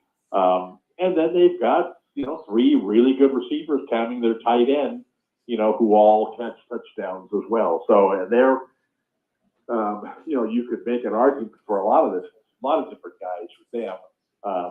And so, but Kelsey to me is like, who's gonna be the standout in this game? Other than the quarterbacks, it's got to be Kelsey. I mean, he's got to be, the number one guy, number one choice. And like I said, far and away better than anybody else in this game in terms of, the guy who's, the dark, quote unquote, dark horse to win the game MVP honors. If it's not the quarterback. I mean, honestly, straight up, you could just do your one bet. Travis Kelsey minus 115 for anytime touchdown. Just one. If you want just one straight bet, I mean, that's a safe one, right? Absolutely. I mean, that's a far better play than trying to predict the winner of the game. Right. Yeah. I mean, the winner of the game is as I said, I might like the Eagles, you might like the Chiefs. I mean, it's a toss-up, and you got two really great quarterbacks who, both equally are good enough, to carry their team to a victory in this game. I think it makes it a great game, and their styles are entertaining, and that makes it a great game. I just think that short of one of them getting injured, I think that this game, this game could go down as one of those games where, it's the 38 all, whoever has the ball last, or, either goes into overtime or they win the game. And so, Yes, I just think it's, I think it's going to be fun to watch. Airtime. And the fun part about not having a rooting interest 15 minutes. in the game is, I just want to see an entertaining game. I'll babble too And much. if one team gets ahead by 2 touchdowns, you know what? I can root for the team that's behind. All right, yeah, I'll text you when we go. I'll get ready to go back. So, I think who's going to win? A toss-up. Will Kelsey score a touchdown? Well, of course he will. Yeah, right. So which one where are you putting your money? On the toss-up or on the of course he will? Right. But yeah, like you said. But that's the fun part about the Super Bowl is spreading your money. It's kind of like the roulette wheel. I got to play the red, and I'm going to play the first 12, and I'm going to play the 0, double 0, and I'm going to play the even. You spread your money around, and you hit something, and you always get some money back. You don't realize you're losing. Right. Instead of your bankroll every time. But what the heck? They keep giving me chips back. Right. So I have a good roulette play, I think, and on everything that you said too, just generally, I'm going to look at the running back receiver props just because of the passing game being more of a factor, like you said. Like I think that it will be as well. And you get some good numbers as far as quarterbacks. Running back receiver props. Kenneth Gainwell, which I hit last week, just is over 12.5 yards for this game, which I like that a lot. And I like this in a kind of a roulette way too, because if he can just sneak one on Kansas City in a run, okay, we're talking about Kenneth Gainwell here, and he's actually has done this. I think they would have made him, if they had MVP of the Giants game, he might have been the MVP of that game. But Kenneth Gainwell for the most rushing plus receiving yards in a game pays 19-1. Can I get you on board on that? That's rushing plus receiving yards. Yeah, you would think he would be as logical as anybody else. Kansas City, McKinnon, sometimes puts up big numbers, sometimes he doesn't. Pacheco's going to be the guy that gets the ball more often, but he has more bad games than good. I just don't see Kansas City putting up a whole lot of rushing numbers, and certainly not McKinnon. And if they throw the ball to McKinnon, maybe he gets 40 to 50 yards receiving. I don't really see any of Kansas City's guys going over 50 or 60 total yards there. I forgot about something that's here. But, Kelsey counts against this. Right. Yeah. Kelsey's plus 430. Now he could out receive and rush yards for sure. Gainwell, yes. Right. Yeah. I forget what I was talking about before. I can't do that because I think Kelsey's going to have over 100 yards receiving, and I can't. I like Gainwell. I think he's going to be a guy. Like I said, I think this game is going to be wide open. I think they're going to see kind of early on that we're not really running the ball well. We're going to throw the ball more, and with that kind of game, it is tailor-made for guys like McKinnon and Gainwell to do well. McKinnon is very inconsistent, but when he's hot. And Gainwell's been more consistent. Did you say 19.5? That was his 12.5 for receiving. 12.5. Yes. That's one catch. I have one parlay with him, and in fact, I bought it early in the week, so I have over 10.5. This is since moved, since this has gotten some respect on the radio this week. Well, just your play alone. Yeah. Right. So I have Gainwell over 10.5. I did an alternate with McKinnon receiving yards. I think I took him over 50, just with the chance that he can kind of just break one there. And then I got A.J. Brown 110, but I think that $25 parlay pays like $3,000. Wow. Yeah.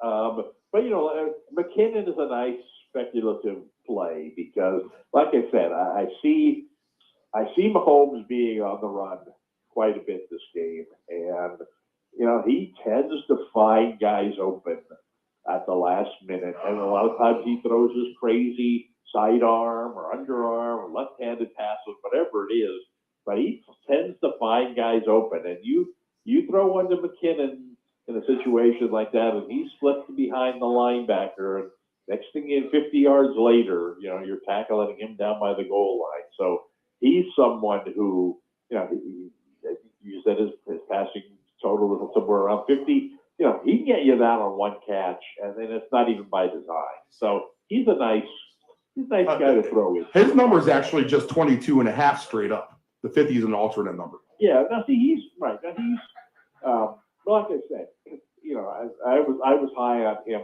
last week. Their last game, he did nothing. He's someone who's been very hot. And he had a couple of really good weeks there late in the season. He can be really cold, like he was for about the first 10 weeks of the season. Hey, that's you catch him on a hot week, then you're much wiser taking him over the 50 and getting the price rather than 19 and getting the even money, because he's kind of no in between kind of guy. This one's pretty fun too. So Jerick McKinnon over 22.5 receiving yards. Kenneth Gainwell over 12.5 receiving yards. Kelsey anytime touchdown. Jalen Hurts anytime touchdown.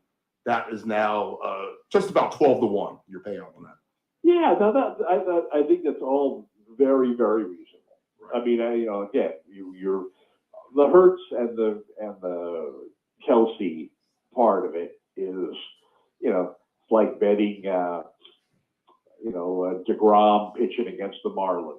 It's like, all right, it's not going to add a whole lot to my parlay, but at least I know it's going. Right.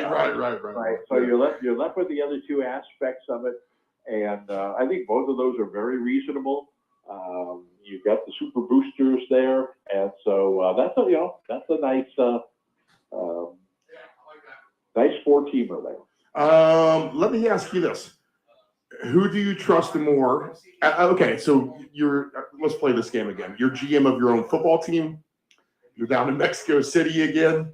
And the old GM has left you quarterbacks of Chad Henne and Gardner Minshew. Which one are you going to start?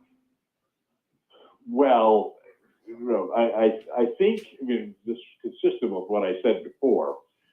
To me, it's which one is in the better system.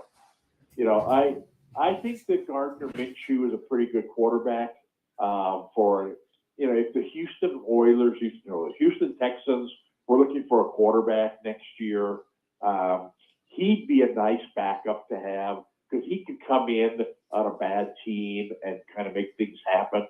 Henne is more of the veteran guy. You don't really want him on a bad team.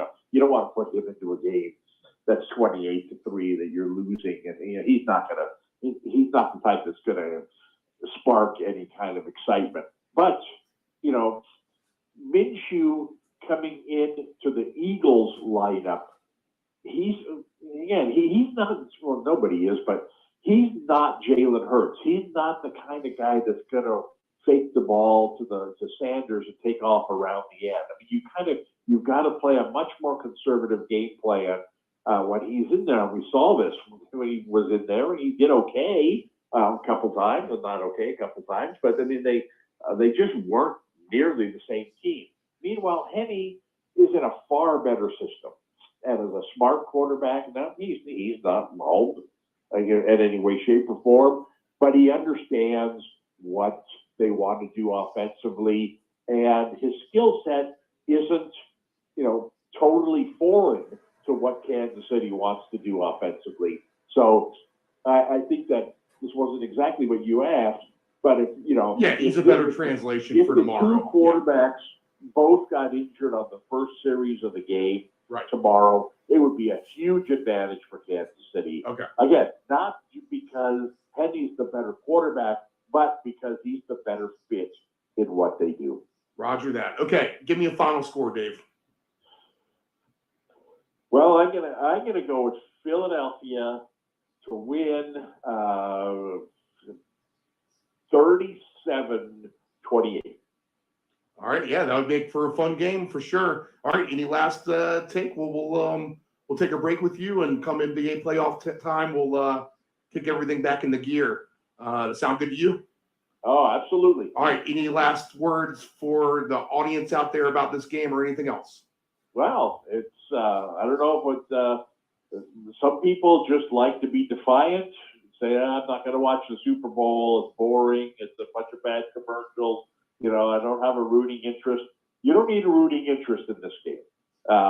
This game is going to be very entertaining, and you know, it's you'd be missing out if you don't tune into this game, because I think it's going to be you know, one for the ages. All right. I hope for that myself. All right. We appreciate you coming on all season long. That was a lot of fun, a lot of great insight the whole way, man. So we appreciate it. Thank you very much. Okay, you're going to hear me whooping it up for the first TD catch that Elsie has. We'll hear it all the way from the East Coast. Okay, we'll be back right after this.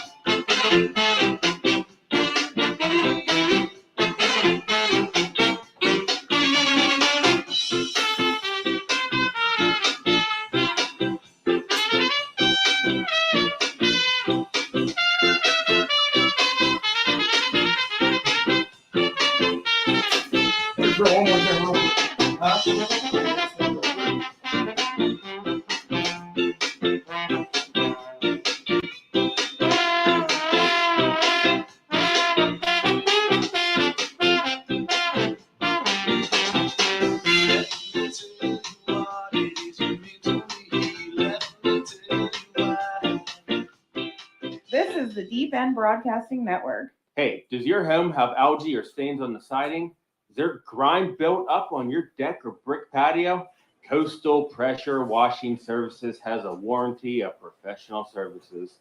From pressure washing to window cleaning to deck and fence staining, as well as dryer vent cleaning, you got it all. Call Coastal Pressure Washing at area code 757-439-9810 or visit our website at coastalpressurewashing.net. Again, call Coastal Pressure Washing at area code 757-439-9810 or visit our website at coastalpressurewashing.net.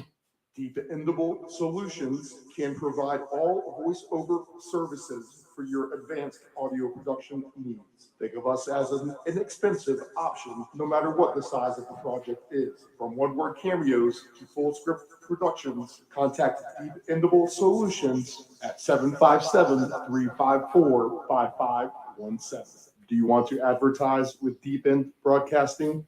Send us an email at deepend757@yahoo.com. That's deepend757@yahoo.com. This is the Deep End Broadcasting Network. It is estimated that 23% of car accidents each year involve a cell phone. That's 1.3 million accidents a year. Reaching for your phone, you are 4 times more likely to crash. Dialing on your phone, 2.8 times more likely to crash. And texting on your phone, you are 23 times more likely to crash. Attentive drivers are safe drivers. Dependable Solutions can provide all voice-over services for your advanced audio production needs. Think of us as an inexpensive option, no matter what the size of the project is. From one-word cameos to full script productions, contact Dependable Solutions at 757-354-5517. Know your gambling limits. Don't ever bet what you can't cover. Wagering on sports is only fun when you do it the right way. Not every bet will win. When you get on a bad run, know it and avoid trouble. Know your gambling limits. This is the Deep End Broadcasting Network. Family owned and operated, CP Shuckers Cafe and Raw Bar specializes in delicious cuisine, refreshing drinks, and a laid back atmosphere. We opened our doors in 1995 and have enjoyed being a place to either relax or celebrate ever since. Whether you are in the mood to indulge in a great meal with your friends and family or watch the game, we promise that our inventive menu, attentive service, and skilled bartenders will have you truly satisfied. Both of our locations have spacious outdoor patios for enjoying the breeze and catching a little sun. Our friendly staff at CP Shuckers will make your next dining experience a pleasant one by delivering personal care. We are open until 2 a.m. Full menu will be served until 10 p.m. and late night limited menu until 1 a.m. For larger parties, please give the location of choice a call. Pacific Avenue, 757-425-8676 or Shore Drive, 757-412-2929. More information at cpshuckers.com. Thank you for your continued support and have a shucking good time.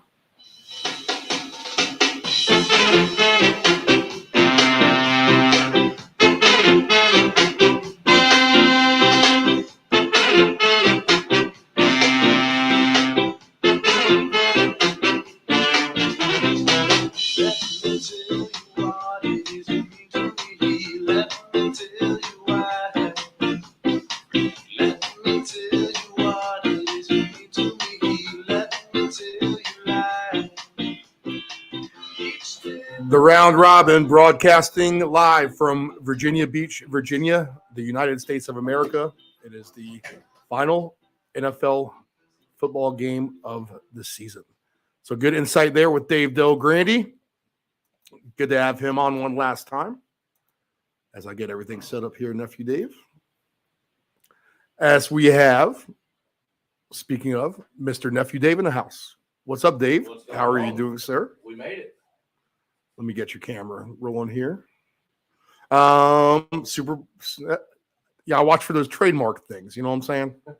Now everyone calls it the big game or whatever. We're not going to go that route. We'll call it the last football game of the season. But here we are, Dave. We made it all the way through, man, with your help every single show since the beginning of September. How about that? Here we are in February. Your thoughts on that real quick? Love it, Steve. Really happy to be a part of it. You know, it's a lot of fun. I enjoy it. I think we usually always, find some stuff. So looking forward to, what comes next with next season as we continue to roll along and just keep it going. Yeah, man. And what the puck is going on is on every Monday through Thursday now from 6 until whenever we get off the air. Sometimes if it takes 2 games, we're not going to sit there for an hour. Right. So we have that to look forward to as well. And everything else we have on board with the programming. In fact, I have it down on the ticker. If you're listening now, just go ahead and look at the ticker. That's all of our shows that we have here. We'll do one more new show as well. And everyone knows about it, the rugby show and the extraterrestrial or the mystery of the unknown show, we'll say, by now. Or at least you should know about it. If you don't know about it, it's on the ticker. But we'll be utilizing the Ant-Man skills still, the NASCAR expert. So we'll have race day pay every Sundays at 10:30 a.m. Eastern Standard Time before the race. We'll know where everyone is qualified at. We'll get an edge if some driver ran the Busch race the week before and was able to, whatever they call that race now. And, might know the track. There's advantages there. And myself, David, won the Daytona 500 last year with a big ticket on Mr. Austin Cindric. How about that for a winner? There you go. So race day pay will have the first edition 10:30 before the Daytona 500. Catchy name, Dave? Race day pay. You get there that? You go. A little Race rhyme. day pay. This is it, man. I feel like this is in Nephew Dave's wheelhouse, this game. It's a NFC East team with the Philadelphia Eagles against the Kansas City Chiefs. And it's interesting to see, David, that the line has on the East Coast stayed the same.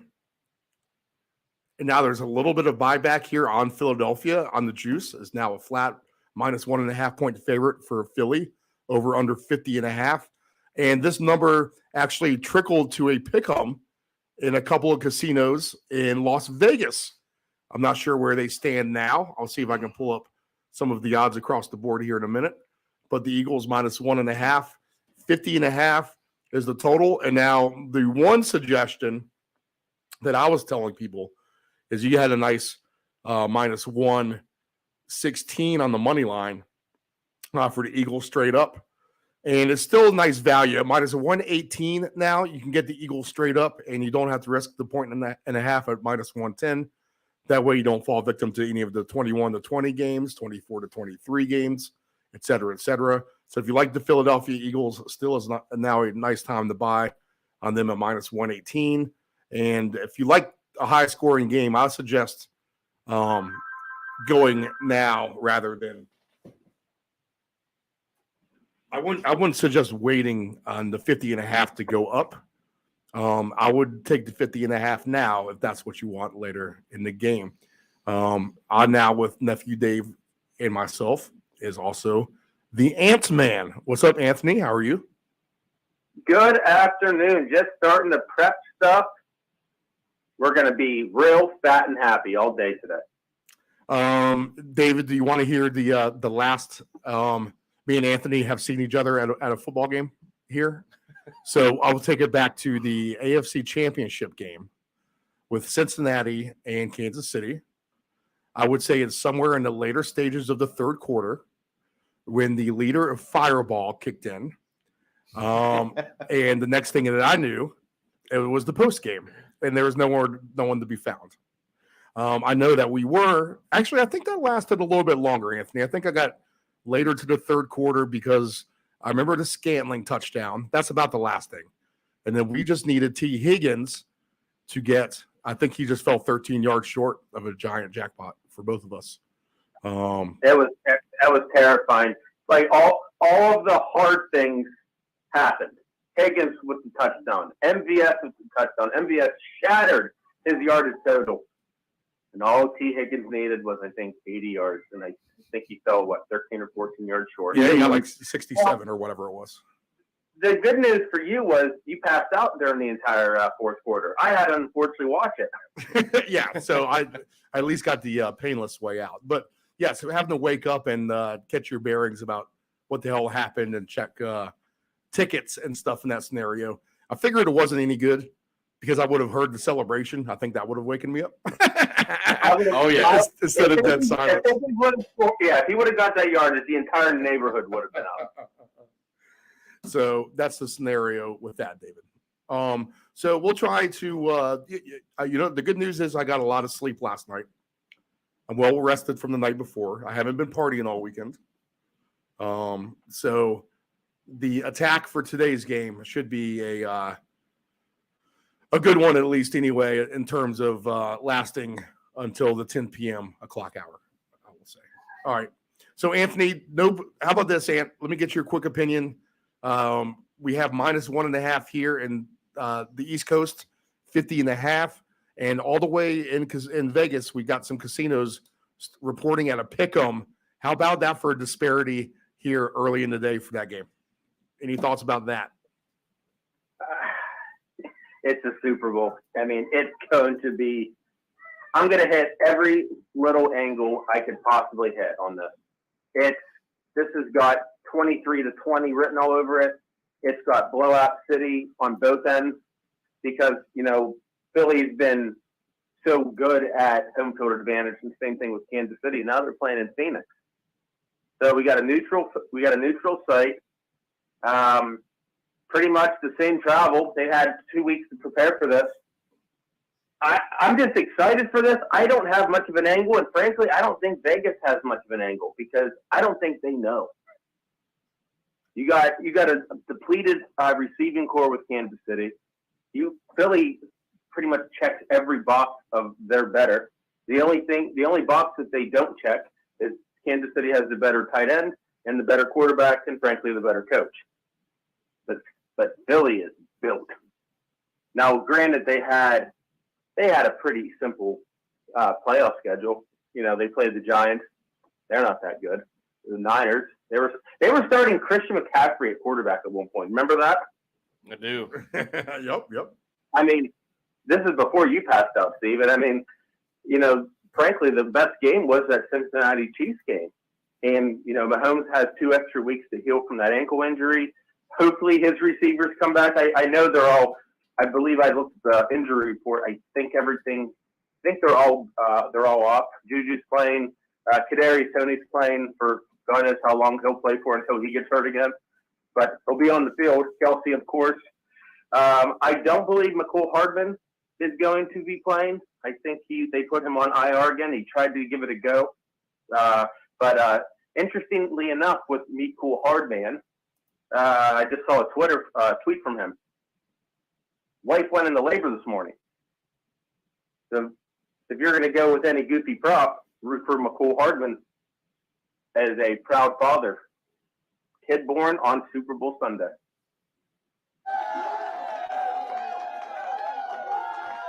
Which means he's probably not playing. Who was it Van Jefferson last year that had the baby? It was one of the players had one right after the game. I forget who it was. But guess what? Hey, if your wife gives birth to a kid on Super Bowl, what happened with the Rams? They won 23-20, by the way. So I've hammered a couple correct scores, some ugly ones, like things that we just don't want to happen. I do see it being a close game. It's going to probably come down to the last drive like it always does. Both of these teams are pretty even. You really look at it. Okay. What do you, if you think it's going to be a lower scoring game, though, which it sounds like to you, then scoring is going to be limited. That's going to shut down a lot of the longer same game parlays too, right? You're not going to get like 4 or 5 touchdown scores. You're just not going to get them all, or maybe you won't get them all. But I don't want it to be a lower scoring game. I mean, I want fireworks. It is the last game of the year, right? You know, every consumer of the NFL, we want this to be 48-41, right? We don't want it to be 23-20. We don't want it to be 13-16 or something stupid like that. We want fireworks. Look what Kansas City did in their Super Bowl win against San Francisco. I think it was 31-20. I think like that, something like that. I mean, you saw what the Eagles did against Tom Brady, 4 or 5 years ago with Nick Foles, the Philly special. We want a high-scoring game. I don't want it to be defensive. I'm going to pick a couple angles where it is a lower-scoring game, but no one wants that. 13-3. Remember that one? That was as bad as it gets. Oh, my God. I actually asked work if I could not be off the next day. I was actually sick the next day after that for like 2 days. I'm not sure if it was the game or the I don't even think it was the celebrating. I think it was the pregame of that. Steve, that was that's where what was it? That was actually the first Super Bowl that me, you, and Megan all watched together. We were at CT's. There wasn't many people there, and who was it? It was you and what's his name, Helms. Right. And there's a picture, and I have to dig it up. But at one point, I think it was when who was the running back? Sony Michel for the Patriots. He was the lone touchdown scorer. The second he got in the end zone, Helms ripped his shirt off and twirled it around like he was a Tim Pablo at a rodeo. That was one of the funnest Super Bowls, just with us just being jackasses because the game sucked so bad. We needed something to do for ourselves. It's not 14-3. Yeah. We'll try to tame things down maybe a hair today, but you never know, Anthony. The great neutralizer, of course, will be a liter of Fireball at the end of the day, I'm sure. Okay, so lower scoring game. Dave, let's get to you about the score. Where do you find this range? I think I'm thinking about moving it, Steve. I kind of agree. I caught you a little bit earlier up there in the 60s. I have it at 51. I think my move would be to 57, 58, somewhere over that. Really? Okay, so you're gonna look for some scoring too today. Yeah. I just think the weapons are there now. I think the Ant-Man has a good idea. Oh, trust me, I see a scenario where it's a dud for sure. Oh, absolutely. That's a big chunk of a pie of a chance. Yeah. So I like Ant-Man's angle of he's going to play a few that will be for a lower scoring game because obviously it's the Philly defense, which we know to be pretty stout. And I've talked a lot about the Chiefs defense and how I just couldn't trust it, and it wasn't very good all year. Well, it wasn't, but since the playoffs, it has seemed to get better and better. So I think their defense has a chance to come and play and kind of keep things at that lower score that we think that it could be. But with all the weapons on the field, I like the higher score here. Mahomes himself, Andy Reid, that's a big deal. He's the better coach. I've got Kelsey for 2 again. So, yeah, I think there's a lot of prop angles here. Could we see lower scoring? I think it's certainly possible, but I'm expecting a little bit more points here in this game. So I said this for the first segment. If you're just tuning in now, then I'll go ahead and basically repeat it. I pretty much right off the bat told everyone what I was thinking. And when I really, as neutrally as I could, weighed this out in my head, I took all the information and learning I could here in the last couple of weeks. I think I know, about every nook and cranny of these two teams at this point. I mean, we do the show every week. Right. We know definitely more than the average Joe, I think, especially since we watch games. That's important, is that you actually watch games, which we do pretty well, except for circumstances of leaders of Fireball and halfway through a third quarter and the rest of a fourth quarter at times. But I'm going to go back to what I was just always taught. It's the rules that I live by. It's what made coaches like Bill Parcells famous and Belichick as well. The team that wins this game is a team that's going to they're going to have the better defense, the better defensive line, and they're going to have the offensive line. That's the combination of the three. I think Philadelphia checks all those boxes, and although Kansas City does have a nice pass rush, I get it. If it gets neutralized by that offensive line by Philadelphia, which I think that it can, for sure, where there's a nice chunk of pie that says that this could be a slugfest, I think there's a bigger piece of the pie that says that this could be the higher scoring game and somewhat of a shootout. Now, that being said, with the great dominant defense, I still think, and I'm talking about Philadelphia's, not Kansas City's, the offense of Kansas City still gets their own. They still get their own points. I think Philadelphia just simply outscores them at the end of the day. Now, am I going to be shocked when the Chiefs win this game 42-38 or something like that? Not at all. So that doesn't shock me at all. But if I'm going to have to take a team here, then I'm going to take Philadelphia, and the fact that they do have a better defense, they'll create more stops. Maybe that 1 or 2 turnover. Maybe that Philly defense gets a touchdown today. All right. On the Isaiah Pacheco strip fumble after he wafts the ball out, hanging it out there in the air after a screen pass from Mahomes or whatever. Okay. So I'm going to count on Philadelphia getting their points, the Chiefs to get their points. But at the end of the day, the Eagles outscore the Chiefs. Now, if I was going to bet this game completely straight up, I just need to win my money straight up, then I don't know how you don't take Travis Kelce as an anytime touchdown today. If you rather than picking a side, if you don't know that, I think a safer bet, kind of like what Dave Grande and I were talking about, is I already have bets with Kelce for 2. I think 1's going to happen. So as long as he gets to 1 touchdown, you win your bet. And that's basically a -115 prop straight up. End of the day, that's an easy one to root for.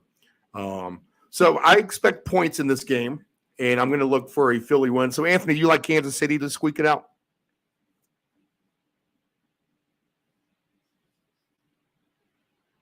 Anthony. I like them. No, my fault. I had you on mute. I could see Philly starting this game out and punching them right in the head. And then the game's going to settle in. You'll see the live line move in favor of Philadelphia. And that's when Mahomes is going to just turn it on. And that's when you take Kansas City. back. All right, so that's a good angle to look at, for live in-game betting. I like that angle for sure. So maybe take Philly in the first half and then Kansas City in the second half because, like I said, Philly is the better team. They check every box, and they're going. I think they're going. I don't think we've seen Philly unleash what they're actually capable of because they played the Giants and the depleted Christian McCaffrey quarterback-led 49ers team. Now they're playing Andy Reid. Yeah, they might have some tricks up their sleeve today, Philadelphia, to be honest. And because I've been looking at some specials. Today's a day where you bet someone other than a quarterback to throw a touchdown or something like that. Absolutely. And I'm going to go out. I'm going to go off on a couple of things that I've already put down. Let's see. Any non-quarterback to have one passing touchdown. That's 20-1. I mean, you saw what happened last year. I think Joe Mixon threw a touchdown. Another interesting prop. Now this is geared towards Jason Kelsey, but any offensive lineman to score a touchdown, 30-1. I'll put $5 on it. Why not? Mm-hmm. And then one of my other favorites, any quarterback to have one receiving touchdown. Remember the last time a quarterback caught a touchdown in the Super Bowl? I'll wait. Guess who it was? Against your Patriots. Nick Foles, yep. Really special. Yep. Nick Foles. So could I see them do a little halfback to Kenneth Gainwell? He pulls up the throw and Jalen Hurts right in the end zone. And for 50-1, I will take that in a heartbeat. So there's little props. It's the Super Bowl. Something weird will happen. This isn't going to be the Rams and Patriots. Who played last year? Oh, the Niners or Bengals and Rams. It's going to be a game like that. You have two close, pretty much, two very good teams. And I'm just intrigued to see how. I'm curious to see how Kansas City will respond. And as long as they're healthy, because it's the receivers. Juju's been banged up. Tony's been banged up. MVS has been a ghost until he was pretty much called upon last week. Kelsey's fine. And I have to double check it. I haven't seen anything that said Clyde Edwards-Helaire is inactive. But they're gonna have a three-headed monster running back. Wouldn't be surprised if Jerick McKinnon got involved quite a bit. Since Kansas City has more weapons than you think. Just a matter of can Jalen Hurts utilize his weapons.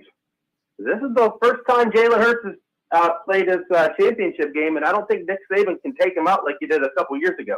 Remember that? Remember when he got benched for Tua? Yep. And then what did he do? All he did was go to Oklahoma. Nope, that's an angle I've thought in my head. This could be Jalen's revenge in the championship game. You know what I'm saying? Mm-hmm. That's definitely an angle. Now Hurts gets a chance. Well, let's just jump right to the fun stuff, guys, because that's what we're here for. We can just talk about the game, who's going to win that nonstop. But I'm going to tell you right now, Dave Del Grande is convincing me myself because he loves this play as well. But to take 2 touchdowns today for Kelsey and 2 for Jalen Hurts, you got to remember they do that play where they just put you in the back now and run you across the line. And the revenge of Jalen Hurts today. So that pays 38-1. All right, $10 on that, $389 is a payout. I would be, if you're throwing your money around today, $500 wins you almost $2,000 on that bet.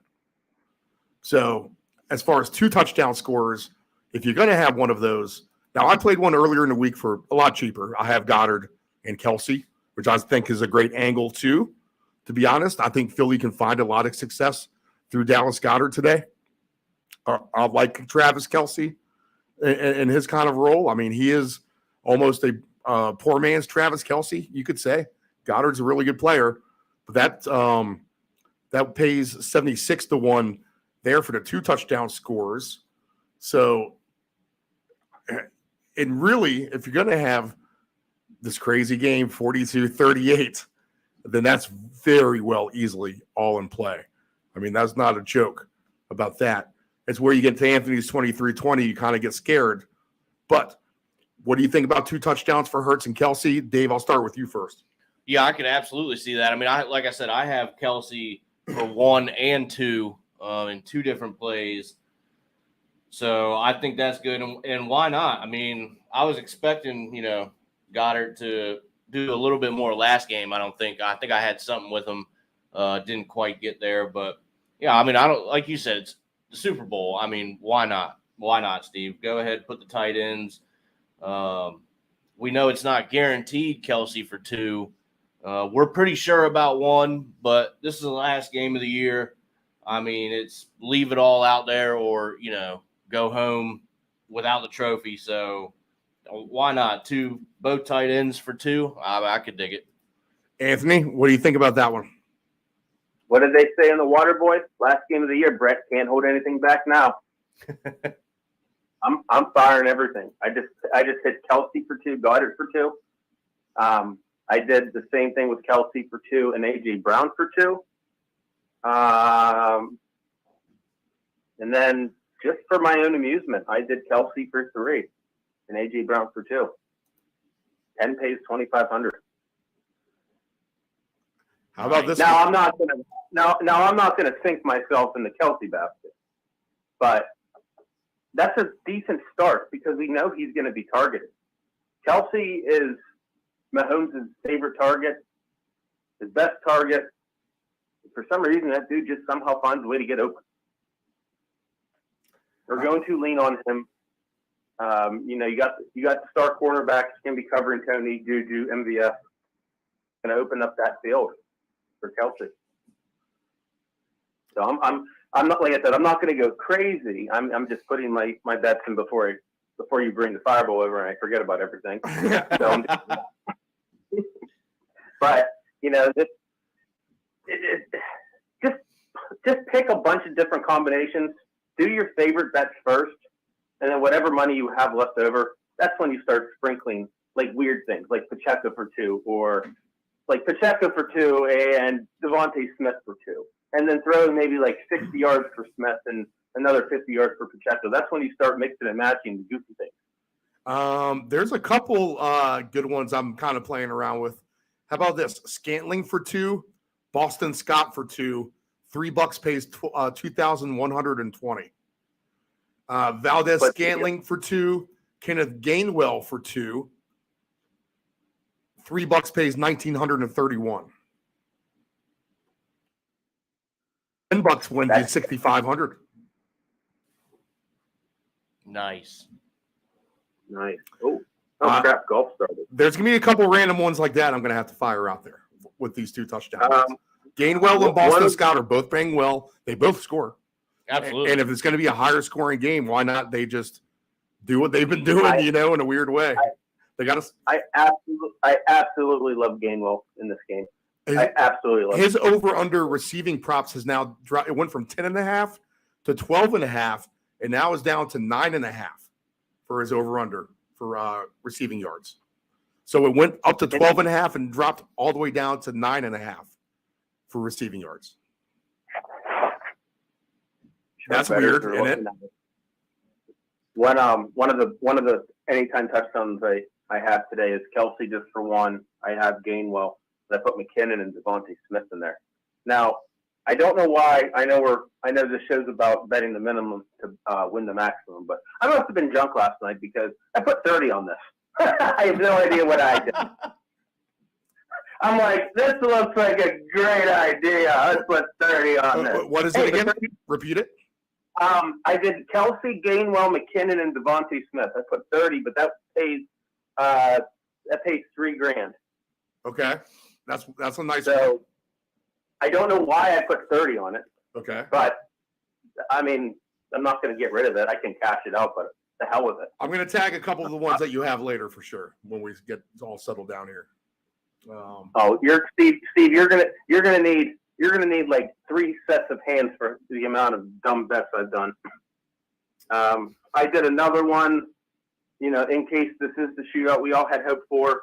AJ Brown for 70, Devontae for 100, Kelsey for 80, Tony, Juju both for 50, Kelsey Smith and AJ Brown for a touchdown. I'm just going to be mixing and matching all day. Just random things. Hell, I might even put both defenses. Why Both not? defenses. Super Bowl. Maybe it's a Super. Hey, last game of the year, Brett. Can't hold anything back now. Dave, what are your favorite props? Oh. I know you. Oh, Go wait, ahead, Anthony. Dave, before you go on. Oh, yeah, no. Dave, are you hanging out with us today or not? I'm going up to CP's, my friend. Come back and eat wings and Philly cheesesteaks. We got the Kansas City barbecue theme going. We got the Philly cheesesteak theme going on. Plus, we have a shit ton of food, so we need someone to eat it. Just giving you the option. I hear it. I like it. David, Yeah, Steve. So your favorite props. How about this? What is your touchdown and your field goal each team each half paying? Yep, I was just getting to that. I believe that is 11-1, Steve. What do you think about that, Anthony? It's funny you say that. I've been looking for that. David, what is it again? It's 11-1 for each team for a touchdown and field goal in each half. Wait, that's 11-1? I swear I saw it for 17. You might have it whatever you're shopping around on, but over here at mine, I have it at 11-1. If you're on FanDuel and you go to game specials, each team to score 1 touchdown and 1 field goal in each half is 17-1. Oh, nice. See, shop around. You're getting the better one than I am. But I think that's a solid prop, though. I've been talking about that all year, and it's been found, and that's just my let's take a stab at it. Each week you're putting you're round robin it, and the total parlay you're putting $5, maybe $10 on that because it's a bit of a shot. Well, it's very possible. I mean, all you really need is at some point, as long as there's nothing crazy going on. Frankly, all you need is 10-10. Yeah, and I'm gonna play it. Don't get me wrong. I'm gonna play it. Yeah, and then you just hope that the team's gonna score the touchdowns, but can they get the field goals with it? So That's for the 17-1, The key is the first and half, all they have, obviously. yeah, and all you got to do is kick that field goal, get that touchdown. Both teams, you see it happening because they're gonna move the ball down the field, and if you can hit it in the first half, you definitely are gonna feel better about the second half because the game's going to open up just a little bit more. Absolutely. Let me ask you this. Most rushing and receiving yards combined. I can get now 22-1 for Kenneth Gainwell. Can he get more on the ground and receiving than what I think Kelsey is going to be his biggest nemesis. Well, anyone who can break it long for sure. But can Gainwell get 22-1 to have the most rushing and receiving yards? Anthony? You want to sprinkle $3, $5 on it, be my guest. That terrifies me because you have to hope for that screen that just gets broken. Because yeah, that's exactly what you're rooting for. Basically, you're rooting for one screen pass that goes 45 yards. And then you get another 60 on the ground, literally. Yeah, but are you saying that Gainwell has to have the most rushing and receiving of the entire game? It's combination all-purpose yards, basically. Oh, okay. So now Kelsey's your favorite at plus 430, but they're just figuring he's going to have more receiving anyway, Although he might get some kind of handoff for like 5 yards at some point on the trick play. Or that's possible. I only worry because Hurts is going to be throwing it. Devontae Smith and AJ Brown is going to be getting all of theirs. I'm worried about the Gainwell, but if you said it's a combination, then it's interesting now. So you like Devontae Smith and Brown? Let me ask you how far you go up the ladder on this. Would you go AJ Brown 100 yards for plus 250? I actually went with Devontae Smith over 100 yards. Because I have to go back in time. Was Devontae Smith plus on that 350, Alabama plus roster? 350 for that. Yep. I'd rather hit Smith because of the odds and the fact that didn't Devontae Smith play with Hurts in Alabama? I know they both went to Alabama, but were they ever like a combo? Because I know it was the Mac Jones Devontae Smith show. I just don't remember if Hurts and Smith ever had that combo. I don't remember. I'd have to look it up, but I'm going to pretend that I didn't even say that. I'm just going to say they both played at Alabama at some point. Lock them in. I like A.J. Brown to score a touchdown. I'm just not sure about the yardage. So if we do, how about, all right, if I do this, I'm going to plug this one in.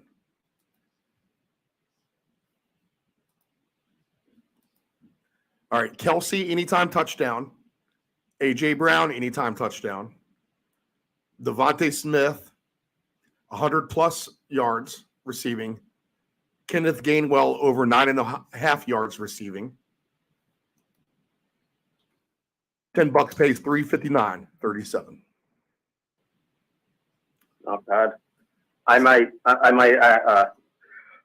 played a dinger. Is that worth 50? That has a couple extra trinkets on it, but keeping it short like that, not opposed to it. 50 pays $1,800 basically, $1,796. That's interesting. That gets the juices flowing a little bit.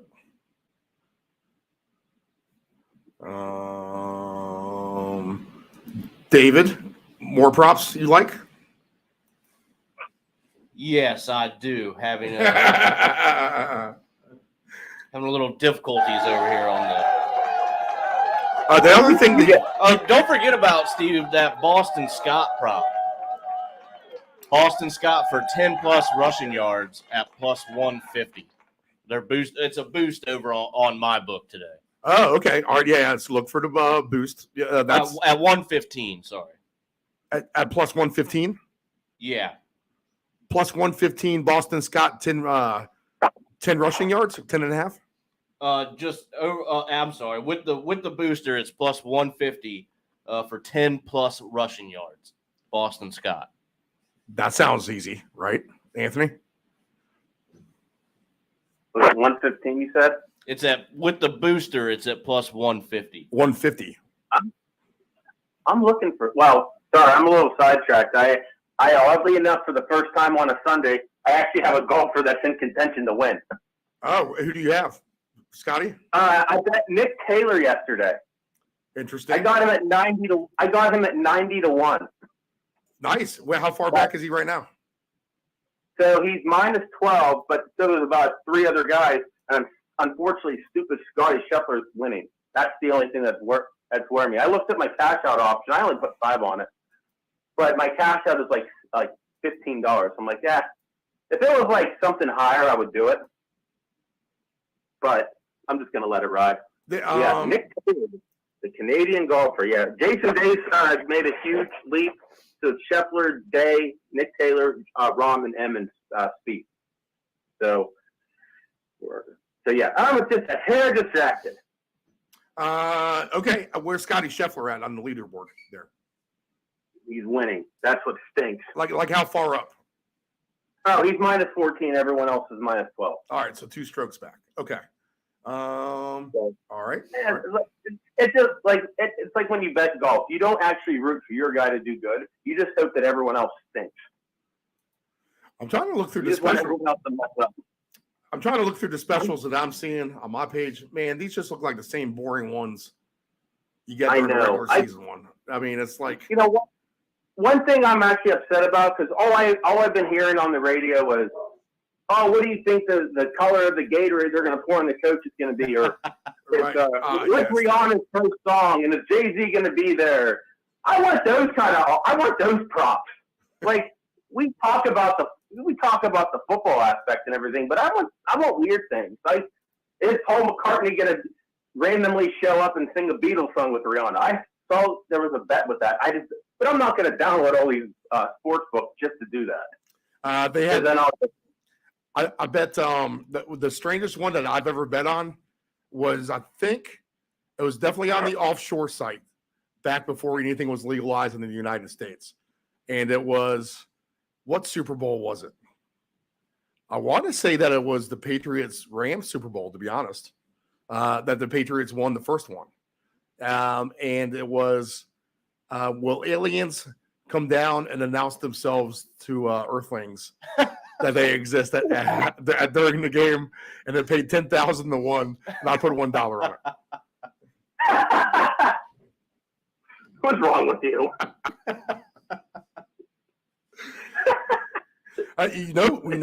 We've shot down 2 unidentified flying aircraft in the last 48 hours, right? You guys do know that. Have you been paying attention? Yeah. Okay. Oh, we're not talking about the balloon anymore. We're talking about another one. Not even balloons. They don't know what they unidentified anomalies is what they'll say. Wait, was it that thing in Montana?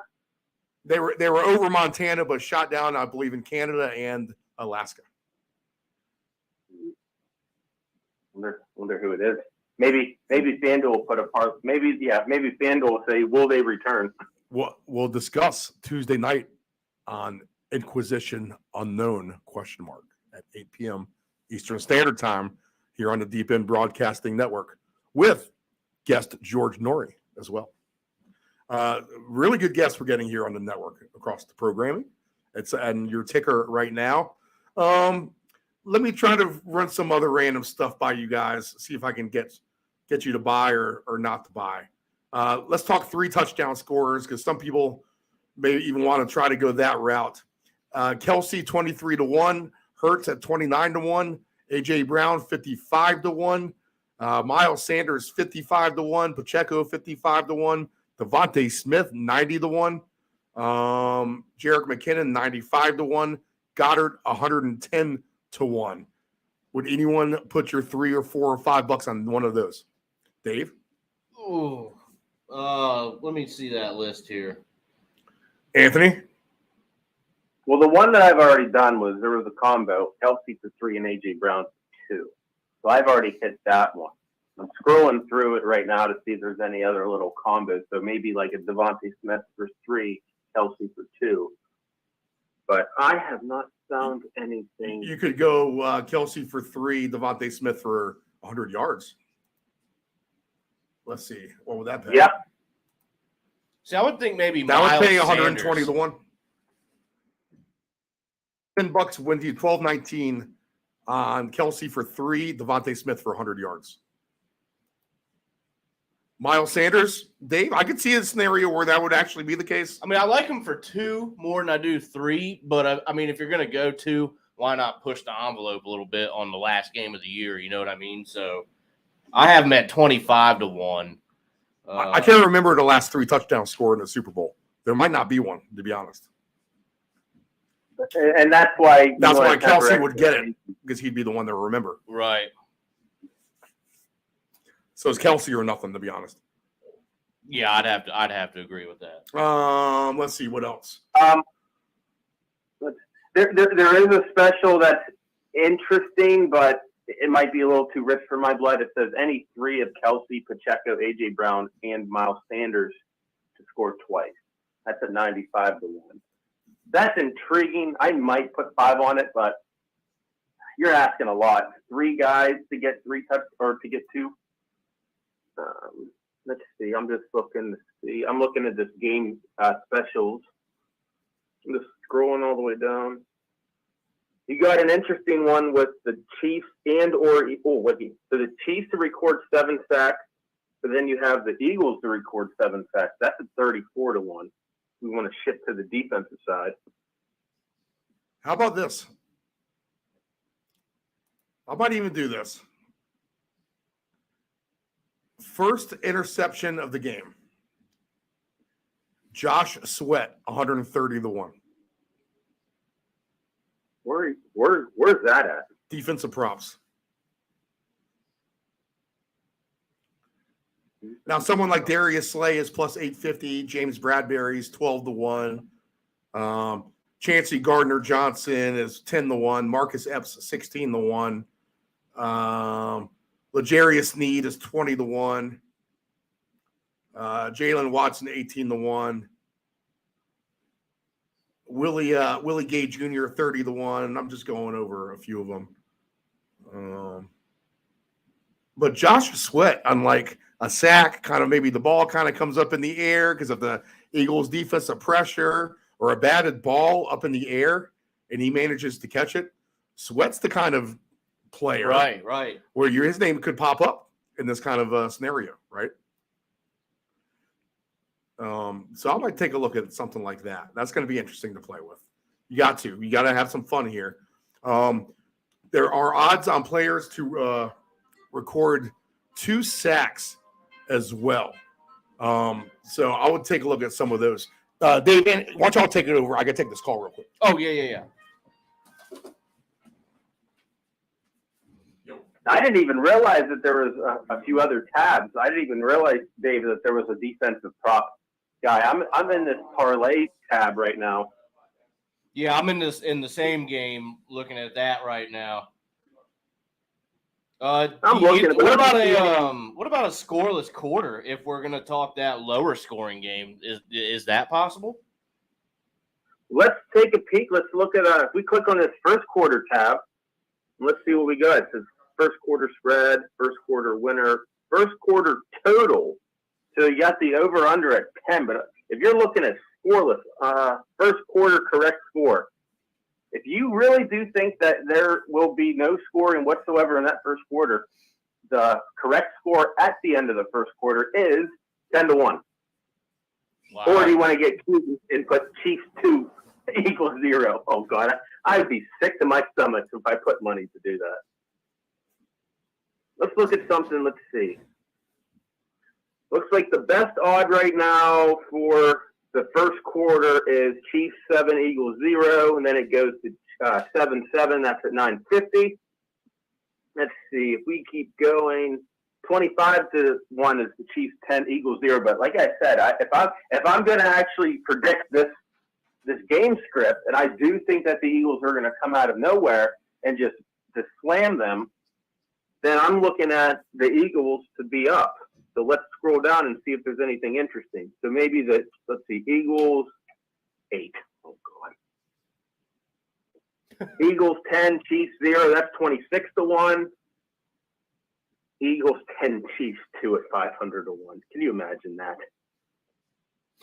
Eagles 10, Chiefs 6. This is the most logical one I have. I actually might put 5 on this. Eagles 10, Chiefs 7. That's at 36-1. I'll throw a 5 on that. You can bet the squares too for each quarter and for the game. Yeah. Oh, by the way, that bingo card that I sent you, Steve, did you grab it? Yep, I printed it out. Sweet. Something to do when all of our bets lose. And actually, if Gronk makes a free kick today, if you've opted into that, then you're going to be a winner there too. You'll get something. I don't know what we get. Better make it. That'd be nice. He better make it. That's all they've been talking about is Gronk kicking a stupid field goal. I need to look at some of these promos too. Let's see. I'm trying to think of anything else here that I like. There's 2 sack props. Hassan Reddick is plus 440 for 2 sacks today. I had Brandon Graham for 1+ at plus 135. Brandon Graham for 1 sack at plus 135. I threw that into a little same game. I thought that I liked that number. I'm going to have to take the Sweat in for an interception, just on the batted ball. Right. That pops up into the air. I can see it. I can certainly see it. I'm scrolling. Both Jason Kelsey and Travis Kelsey to score 1 touchdown apiece. 200-1. Not enough money, but yeah, I get the funny thinking on that. I get it, but I mean, hey, you never know. What if they run the Philly special with Jalen Hurts doing a reverse sweep to some guy, and then Kelsey pops in as an offensive lineman and scores, and then does the that's a play. The play where they quarterback hands it back off to the center or the lineman. They've done that. The Chiefs are, and that's why I actually bet that offensive lineman prop. Who was the Chiefs guy? I don't know if he plays on their team. This is years ago. His last name was Poe. He was an offensive lineman who always checked in as a receiver. I'm telling you, I'm put at least $5 on an offensive lineman to get a touchdown. They should have a line for any offensive. They should have it on any time touchdown. Any offensive lineman to score is like 50-1. You know, Right. That's what they should give you. Well, that's what they have. That was I'll scroll back. If you go to the Super Bowl specials, towards the bottom, any offensive lineman to score one receiving touchdown, that's at 35-1. Oh, just the receiving. Okay. Receiving, but is an offensive lineman gets it? I have that. I forget what the name of that play is, where the quarterback sometimes he puts the ball on the ground and they pick it up. Have you seen that play? You know what I'm talking about. The college teams have run it in the past. I'll have to. College teams did that, and teams in the 60s did that. Yeah, exactly. So when I have an offensive lineman scoring in my head, I just have that stupid play in my head. I don't even think about them being tackle eligible or whatever. If that happens, we're watching the rest of the game in black and white. I want to put one of those old ass bunny ears and get a little extra static. How about this stat? How about this one? Travis Kelce to have 50+ receiving yards in each half, 7-1. Yeah. How much did you say? 50 yards in each half, 7-1. Not a bad bet. Do we see a 60+ yard field goal at all today? Maybe at halftime. What is this one? Literally, at halftime, you could. I don't know. I'm trying to think of any other boring things I can tell you people. Now, back to the correct score gripe that they don't have every correct score for. You know what I'm saying? That pisses you off. That pisses me off. You can make up for that by going to the squares. For example, if I have Eagles 38, Chiefs 21, which isn't available on the menu, okay? But listen to this. I can't get Eagles, Chiefs 38-21, which makes logical sense. That's 3 Chiefs touchdowns. It is 5 Eagles touchdowns in the field goal. Now, I can get 31-21, okay? But I can't get 38-21. They'll give me 38-12. Like, that's more of a chance of that happening. They'll give me 38-30. They will give me 37-21, which is not even close. And then obviously the scores just get weirder once you get around that. But if you can't get 38-21, then go to the correct score squares that's offered. That should be on the main page too. And you can plug in your 8 and your 1, and then you get, I think the one I looked at is 48-1. But I got everything covered now. I got 48-31 covered. I got 28-21 covered, et cetera, et cetera, et cetera. Okay, so good lesson there. Boys, I don't know how much to pound it into the ground anymore. Yeah. Here. So I'll take Eagles and a high-scoring game. Dave, you'll take the high-scoring game too as well, right? Yeah, and I think I'm going to go ahead and I'm going to say I'm going with the Chiefs today. We all love Kelce. Throw in whatever touchdown scores you like. Anthony, right? You like a lower scoring game, 23-20, but you're going to root for a higher scoring game. Is that what you're saying? I want to be wrong. I really do. I will brag about being wrong if it's a high scoring affair. All right. So that's scientist Anthony on one shoulder against fan Anthony on the other shoulder is basically what's happening in the mind of the Ants-Man. Right? Yeah, is that a good way? I got Chiefs 23. I got Eagles 20. And I got Andy Reid against his former team that fired him years and years ago. Andy Reid gets his revenge. Patrick Mahomes gets his second. And both and the mom of the Kelces are happy either way. All right.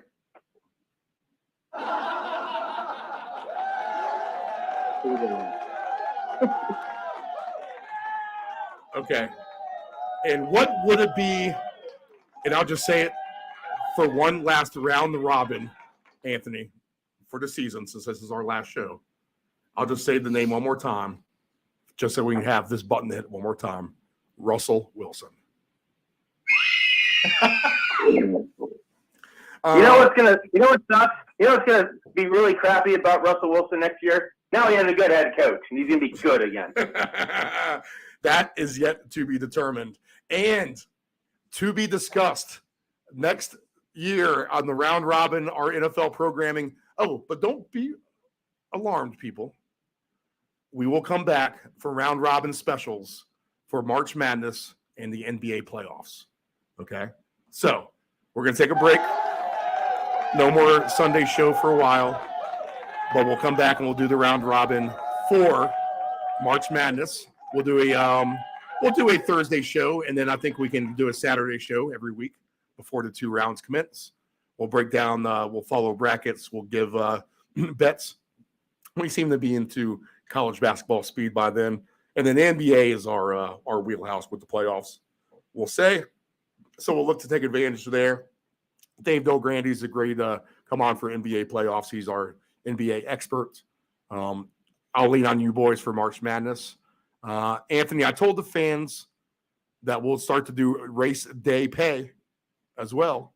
Me and you, I'm going to drag you in here for some NASCAR on Sunday mornings for 30 minutes. All right, so be ready for that. I'm fine with it because even though the football season's coming to an end, we still got the Daytona 500 next Sunday. Yeah, we'll do a 10:30 show next Sunday for about 30 minutes. We'll talk about the Daytona 500. I'll get my Dukes of Hazzard music ready to go for our intro.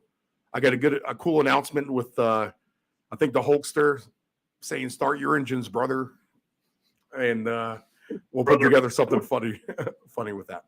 All right, so that's it. All right, guys, this is it. The final round robin of the season, football wise. Good luck to everyone out there. We hope that you have winning tickets, prop wise, game wise, whatever your attack on the game may be. Now, remember, if you can't pick a team and you don't know what to do with the over-under, maybe just take your Travis Kelce straight up, -115, anytime touchdown. Make your life easy on you. I think that's a winner all day long. All right, we'll try to clear it out the season with a big winning weekend ourselves because we deserve it, quite frankly, after this season. All right, guys, thanks a lot. Thank you, Steve. A lot of fun. Looking forward to next year. Okay, guys. All right, have fun. And this is the round robin signing off for now.